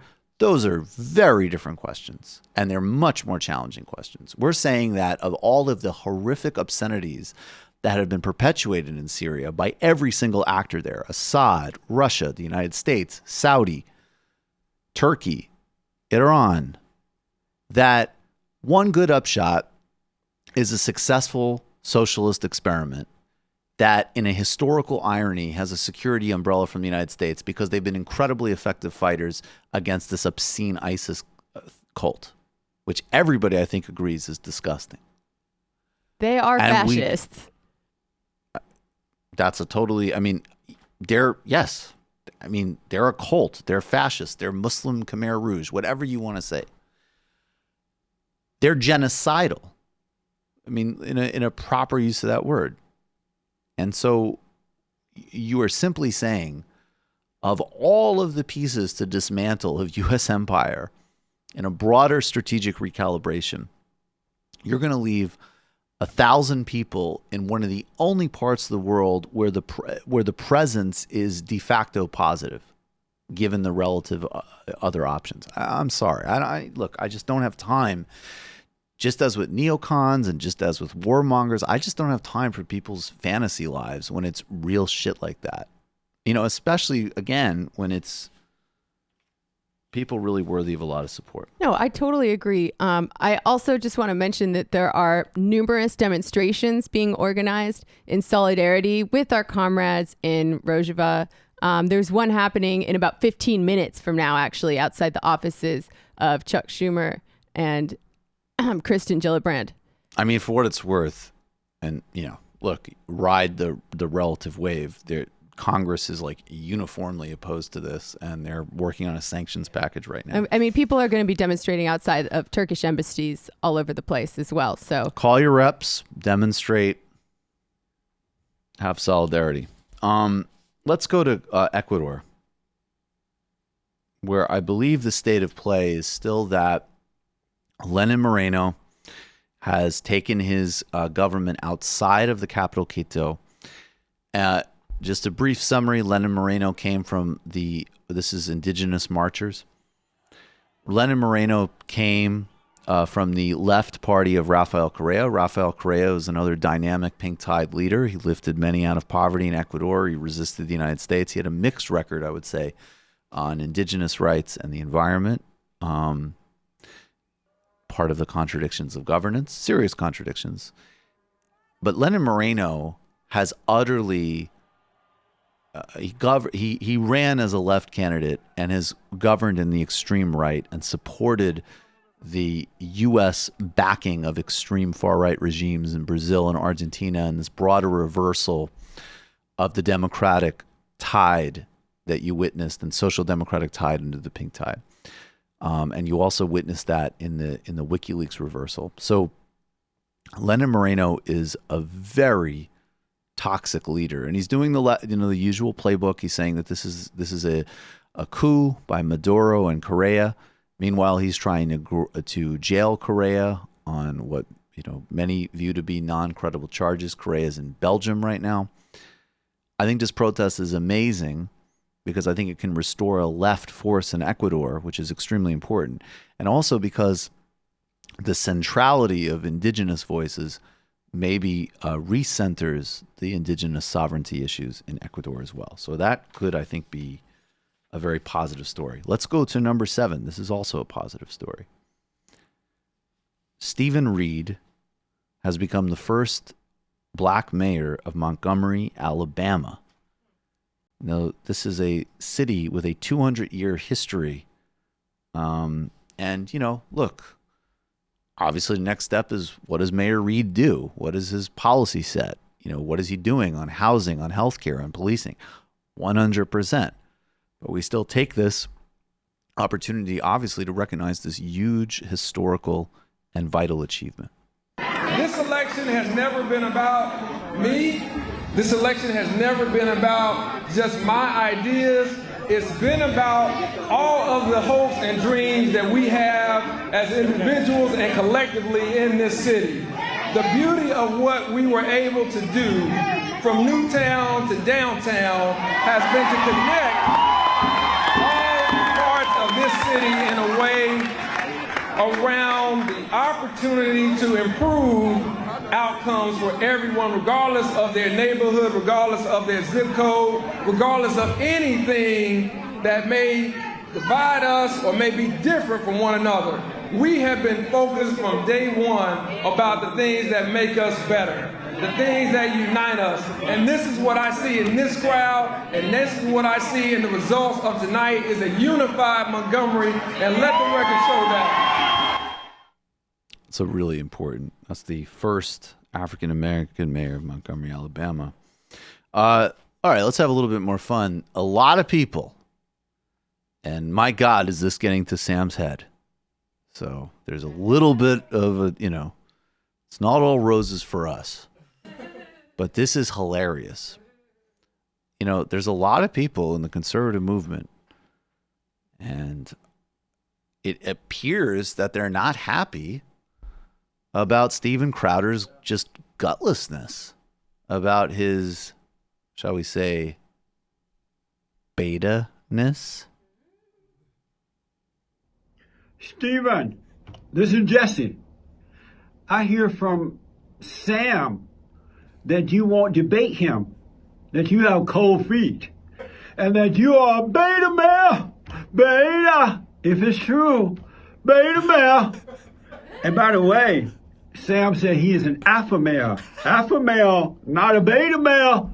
And that you are afraid to debate him, Steven.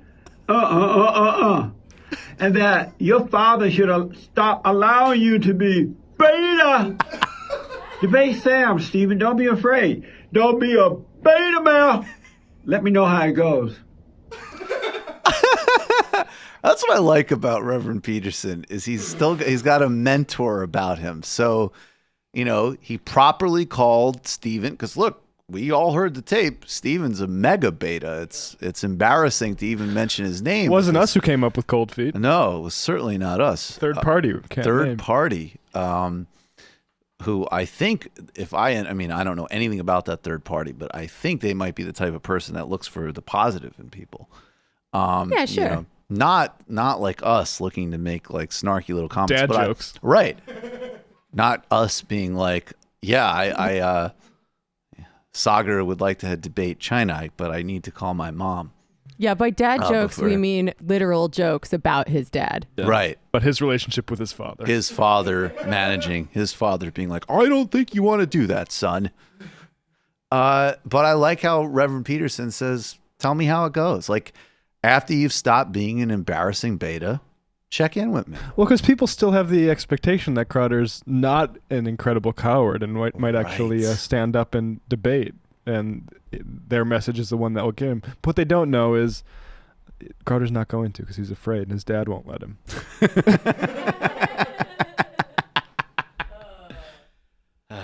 Not good, folks. Not good. We got another one tomorrow, folks. He's giving him the benefit of the doubt. The Anthony Scaramucci one is still just God level. Oh, yeah. They seem like they're really enjoying doing these. Scaramucci was. Can we just watch the Scaramucci Okay, one more time? Just indulge me for a minute here. Has everybody already seen the Scaramucci one? Good morning and happy Sunday. This is a message for Cold Feet Crowder. And I got booked by Cinco Sanders. Okay, so listen up, Steven.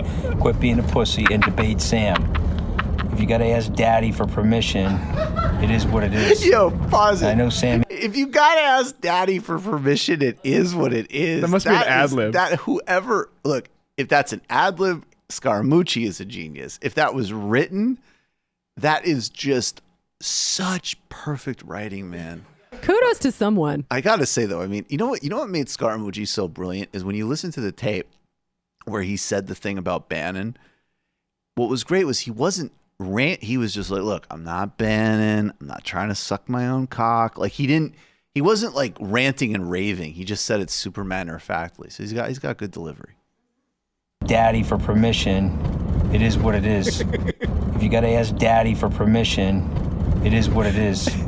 I know Sam ain't no teenager, but you got to man up and do the right thing. Don't be a hack and a coward, Crowder. Debate Sam. The alpha males. The alpha males are back. That is ridiculous. Men are ridiculous. Okay, you hear my wife? My wife just said men are ridiculous, okay? Man up. Man up and debate the guy, okay? Wow. Oh my God, the That's a cameo great from the image to end wife. I thought they were splitting up.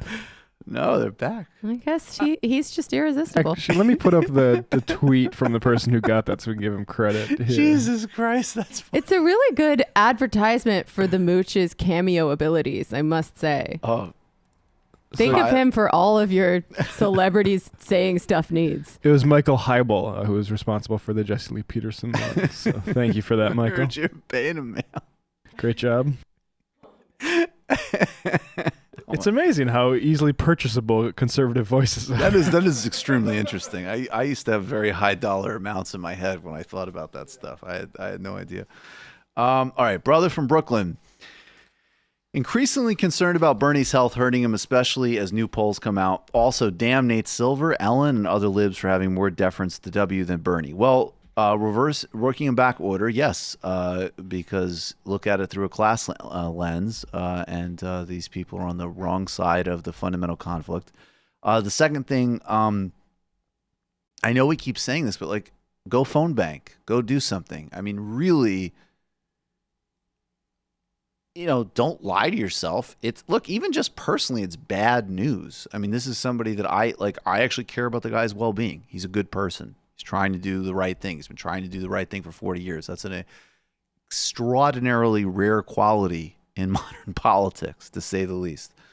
But, the reality is that he could crush it at the next debate and be back out doing 2 rallies a day, and his numbers could start shooting up. And I actually think, and I hope, that some people who've been messing around and equivocating and concern trolling or whatever, maybe they actually will take this moment and realize, well, wait a second, actually, this is really serious. And there really is a unique opportunity here. And if we have any actual real commitments here, we should take it. But, there's no use in the sort of worrying like that. I hear you. I experience it myself, but there just isn't much to it. Colin from Nebraska. What was that, a waste of acid, Jamie? I don't know which one you're talking about. Oh no. I mean, the acid definitely magnified the energy for me so that I could just perceive the dark heart of neoliberalism just shooting out at me from Hillary Clinton's mouth. Oh, God. It would be very something intense trip to see Hillary Clinton on acid. It was really intense. Tom Perez too was quite intense. I mean, really, I feel like Tom Perez could almost bore you out of the trip. Well, no, it was like the peace that passeth beyond understanding. Like one of those hollow Zen bells or something that they play you to get you the sense of the hollowness, the nothingness at the center of everything. It was exactly like that. But not a rich nothingness, like an actual nothingness. Yeah, it was a deep, Those it was a Buddhist profound texts nothingness. show you that nothingness can be made of all things. I mean, Perez is just, could you imagine tripping? And I guess you experienced it listening to that guy be like, and that's why we need to go door to door. No, yeah, I just had this Brown. surge of dread, like Trump's gonna win again. Yeah. I just felt it in my bones. Did either of them actually say that, like, while you're tripping? Did he say, like, Jamie, now you understand the truth. This is all a psyop. We're working for Donald Trump's reelection. I mean, that might... The only people left in the party were Keith Ellison and Bernie Sanders. Everyone else wants Trump to win. That might not be what he said, but that's definitely what I heard and what I perceived. Colorado guy, assuming the Democrats finally put their collective foot on the necks of Republicans and vote to impeach, what are the odds that we'll actually get to see an impeachment trial? I imagine McConnell will either shut it down entirely or we'll have another Kavanaugh-type situation in our hands. I think you're totally right, but the point is to muscle it through the House and cause some real damage. And actually just, again, they've done it. They've decided to do it. So do it brutally. Do it effectively.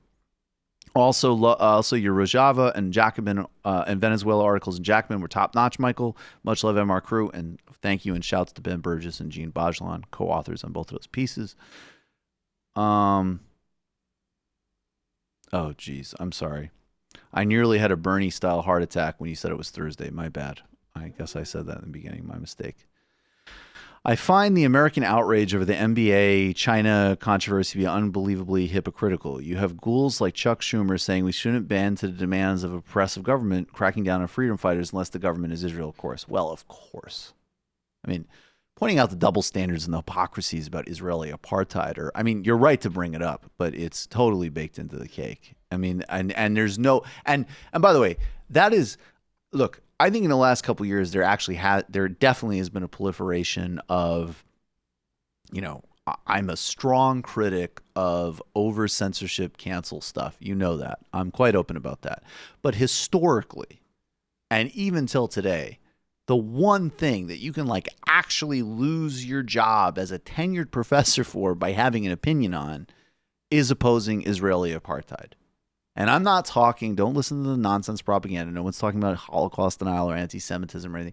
People saying that there should not be a Jim Crow state in the West Bank, calling out the mass slaughter of civilians in Gaza, can lose you real things. The anti-boycott bills in state legislatures, the loyalty oaths. Of course. Look, the relationship between Israel and the United States in that regard is anti-democratic. China's I want that.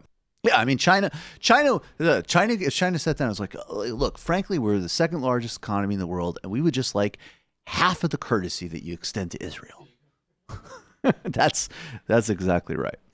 This is why I'll never trust Barry Weiss, because I remember watching her trying to get professors fired with a documentary called Columbia Unbecoming, which is the worst thing you could accuse someone of at Columbia. Oh my God. I'll never trust Barry Weiss because now I've seen her she's speak. Every time she talks about free speech, I just think about that stupid documentary. Yeah. Oh, there you go. It's a very few. It's like the ACLU and Doug Lane. There's very few people that I think actually have a sincere commitment on these things. Well, the New York ACLU doesn't like to get involved with stuff like this, and they still condemned it. That's right. Fair point. Hi, Michael. Thanks for covering the protests in Ecuador. I just want to share my solidarity with all indigenous people in my country. They've already been various casualties reported. The military has been using excessive force, and Moreno is hiding, and he's still a clown. Hopefully you guys cover this more here or on TMBS. I did a much longer segment on TMBS last night, and we will clip it on the TMBS YouTube channel. I'd encourage everyone to give it a minute to see what's happening, the impact of what a massive movement of people can, and it's not to be underestimated. Thank you. Love the show. Left is best. Ted Cruz's buttery cow. Okay, this is about the CNN Sanders video. Yes, we saw it. Someone should make an Angry Birds game with the bluebirds against pigs and fat cats. Bernie could play it while answering questions. That sounds fun. Angry Bernies. Angry Bernies. How disgraceful, disgraceful, disgraceful. Krystal Paco. Got that bird connection. Quick reminder to anyone in the Twin Cities metro area, Donald Trump will be coming to Minneapolis on Thursday. I would imagine it's going to be ugly. Everybody in Minneapolis hates Donald Trump, and all the mouth breathers from the rural areas who support Trump will be there. Yeah, Minnesota's a divided place. Yeah. Let's see. All right, let's take one or two more calls. As always, a lot of people on the line. Let's see. You're calling from a 917 area code. Who are you? Where are you calling from? Hi, guys. How's it going? This is Victor from Queens. Hey, Victor. What's going on? Not much. So I had a question regarding in this scenario of, let's say Trump gets reelected. Okay. And then he has, the process. Sorry. Am I on speakerphone? Sorry. I don't know. Let's say he... Sorry about that. It's all right. Let's say he has the prospect of, going to war with Iran. The people around him are, egging him on to do it. And that becomes reality. What probability do you think that they would institute some sort of mandatory draft for such an ordeal? I can't go into such a hypothetical. I'm sorry.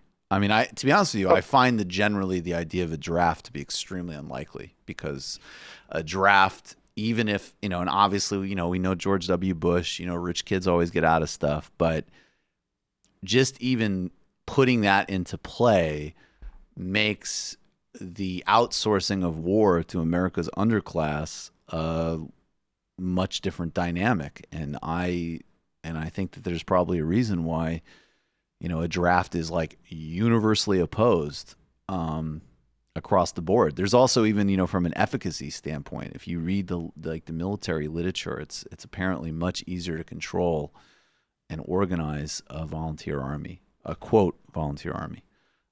Thanks for the call, man. I'd like to see them try to draft me. I don't think you're in age range. We all, even to your 30s? Yep, I think it's like late into 30s. I could be wrong about that. I think it's late into 20s, but I guess we'll see. It's like Jamie explaining veganism to some guy on a transport jet. Maybe we'll get into the same unit as Tulsi Gabbard. Let me add her. All right. Tulsi Generous 2020. Final call of the day. You're calling from a 978 area code. Who are you? Where are you calling from? Michael, what's up, dude? Eric from Jersey. Hey, Eric, what's going on? What's on your mind? Yeah, so I wanted to respond. You raised a really great question last week when you were discussing like international healthcare systems, and you were contemplating nerding out and getting into the sort of granular differences between some of the countries. Yes. And it sounded like the question you were posing, and tell me if I understand this right. Yeah. So some of these countries are in different points on the spectrum between state and market. In that, like, the question is like, are the ones that are more state, less market, less involved with private insurance, having better healthcare outcomes than the ones that have more of their system involving the private sector? Is that basically what you were getting at? Well, I was getting at that it's clear that the states that have the most powerful government intervention have the best outcomes. And yes, there's, I was trying to make 2 points.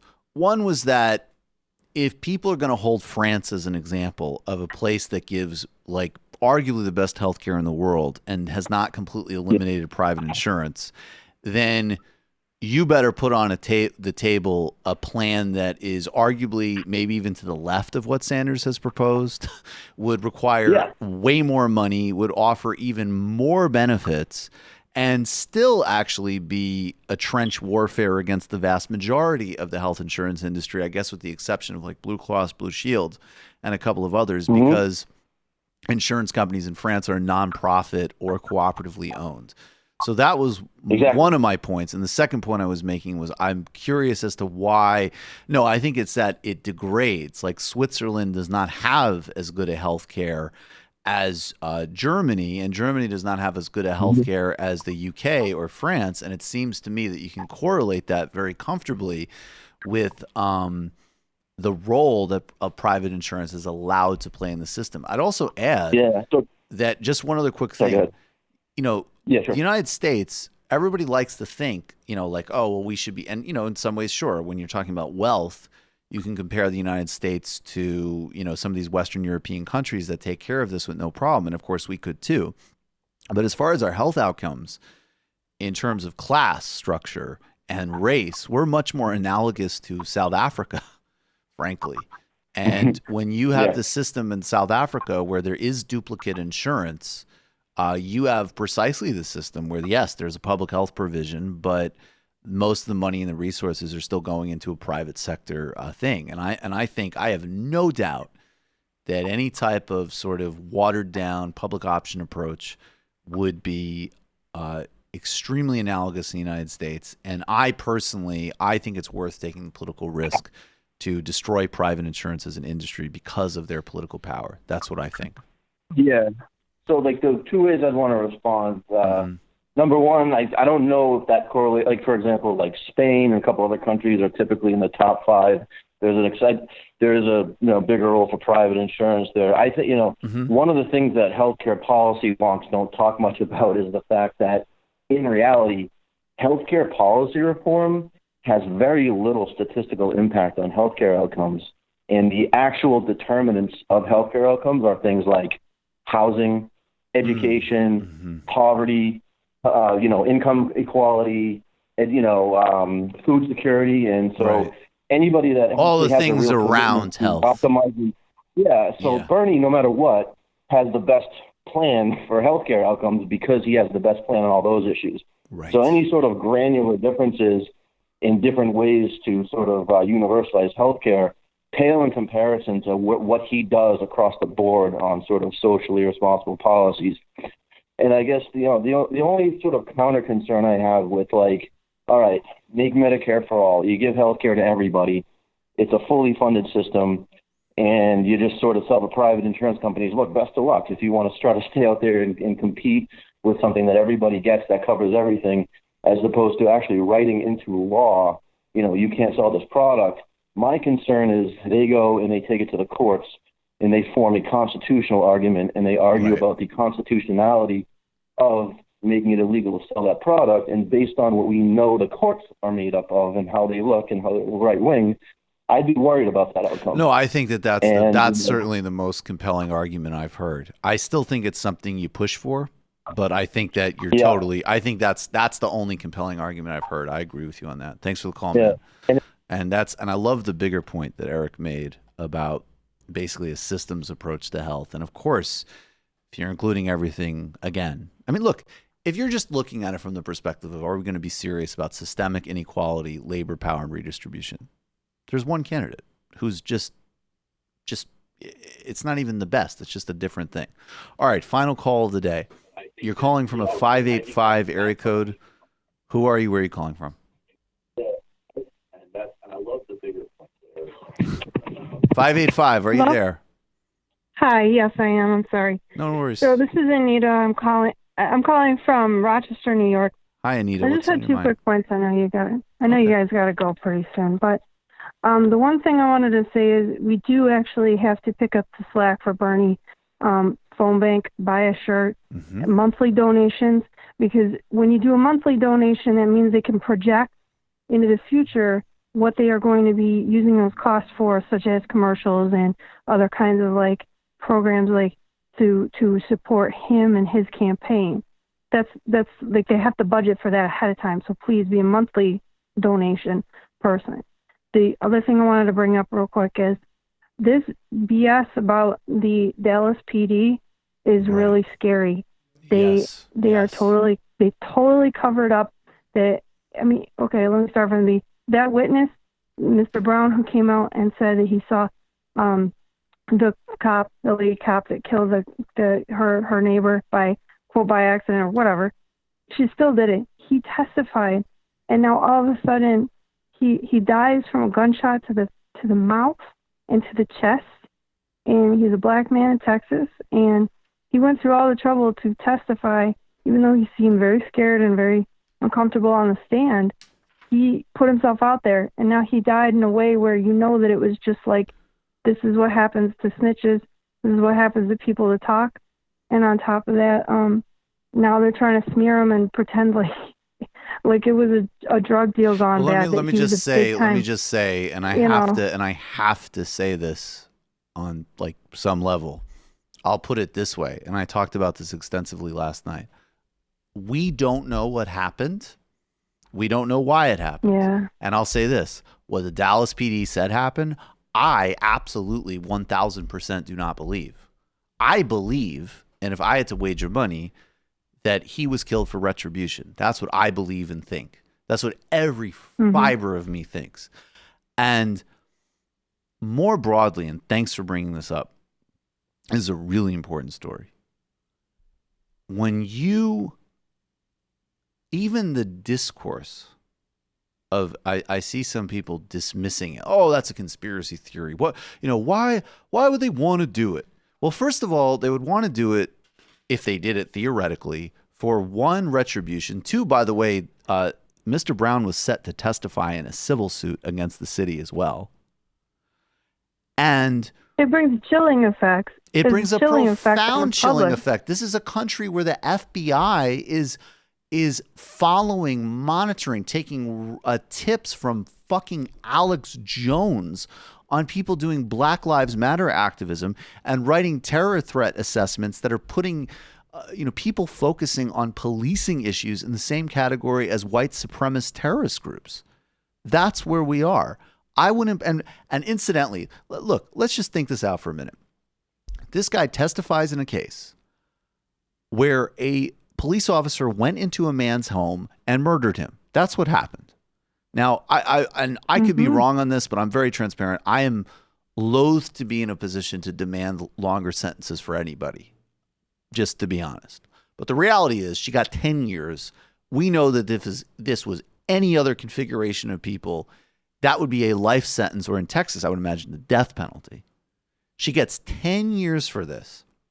This guy, let me just finish. This guy goes. Yeah, I'm sorry. No, it's fine. I just want to really spell this out, and because I really appreciate you bringing this up. I wish I did this before. Yeah. But hang on the line. Then we are led to believe, and incidentally, this goes back to after Botham Jean was murdered, supposedly found marijuana at his house, which A, irrelevant. B, I don't believe you. Again, I don't believe you. Now we go to, okay, this guy just testified in a nationally important trial of a police murder that was so flagrant that she actually did get some jail time. That's how insane and racist this society is. Then he goes back to his house, calls people from Louisiana to do a weed deal in front of his apartment. They murder him execution style. And as far as I know, and correct me if I'm wrong, anybody, I don't even think the Dallas police in their report said that they took money from him. I mean, who kills somebody in a drug robbery and doesn't take something? This happened this guy is terrified, exposes himself to all sorts of threat. 48 hours later is in front of his house doing a weed deal with people from out of state. He doesn't even go a couple of miles to a parking lot somewhere else. Are you fucking kidding me? I'm sorry I keep swearing. And we're supposed to get the message. I think this is a kind of white supremacist terrorism that the cops are carrying out in order to send a message precisely so other people will be scared to do what this guy did. We think. And I agree with you. Yeah. So, also, or go ahead. Go ahead. Oh, no, I want to get Matt. Go ahead, please. Well, I just say also in the genre of things we don't know much about other than we know what we believe. I know what I believe with regards to lots of mysterious deaths with regards to Ferguson activists, for instance. I think I believe what you believe, Matt. I think there's a very, very dark part of this country that a lot of people, frankly, aren't prepared to confront. And so we tell ourselves bedtime stories. Like I saw Beto talk about this guy dying, this witness dying, and said it was a gun problem. Well, it's a police holding the gun problem. I mean, we have confirmed that they have murdered black radical activists in the past. So to think that they're not still doing it, I feel like that would be the crazy thing. Okay, I agree. So yes. if you don't mind me saying, I was up all night on Twitter about this because I just can't even. It reminds me of how when we learned that one of Putin and one of Trump's things that they do is they'll lie just to lie because they're lying and I know they know that they're lying, but it's a power move to just make you feel even more helpless because they know we're the police and we're gonna and the press will always be on our side. And even though the story is completely ridiculous, like so ridiculous that, the man was testifying on national television and it turns out he's got a stockpile of drugs. Nobody knew about it. What kind of drug dealer do you know that's going to be okay with testifying against a cop in a national forum? I can't think of a single person. They pick through your entire life before they put you on the stand because as a character witness or even as a regular witness, they know that the defense attorney for her is going to dissect you. Right. It's shocking that it wasn't even brought up during the trial. I agree with the call. Thank you. We got to run, but thank you so much. Thank you. I appreciate it. Thanks. That was really important. Thank you so much. All right, folks. A couple IMs and then we gotta go. Congressional baseball fan. It's a nice $18 if you have. Shame if you didn't donate it to Only Campaign that matters for worker solidarity. We're talking Bernie Sanders. Capiche? Okay. Let me give you the final IM of the day.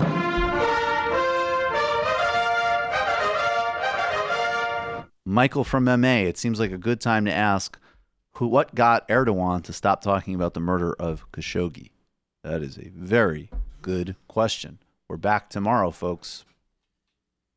It might take all the strength I got to get to where I want, but I know somehow I'm gonna get there. I wasn't looking when I just got caught between the truth and the light bar. But finding out won't make me feel any better. Yeah, I know the clock is ticking, but the meds are gonna kick in, and my pilot light shining bright. I guess somewhere the choice was made for the option where you don't get paid, for the road that bends before it finally breaks you. I guess somehow I lost my drive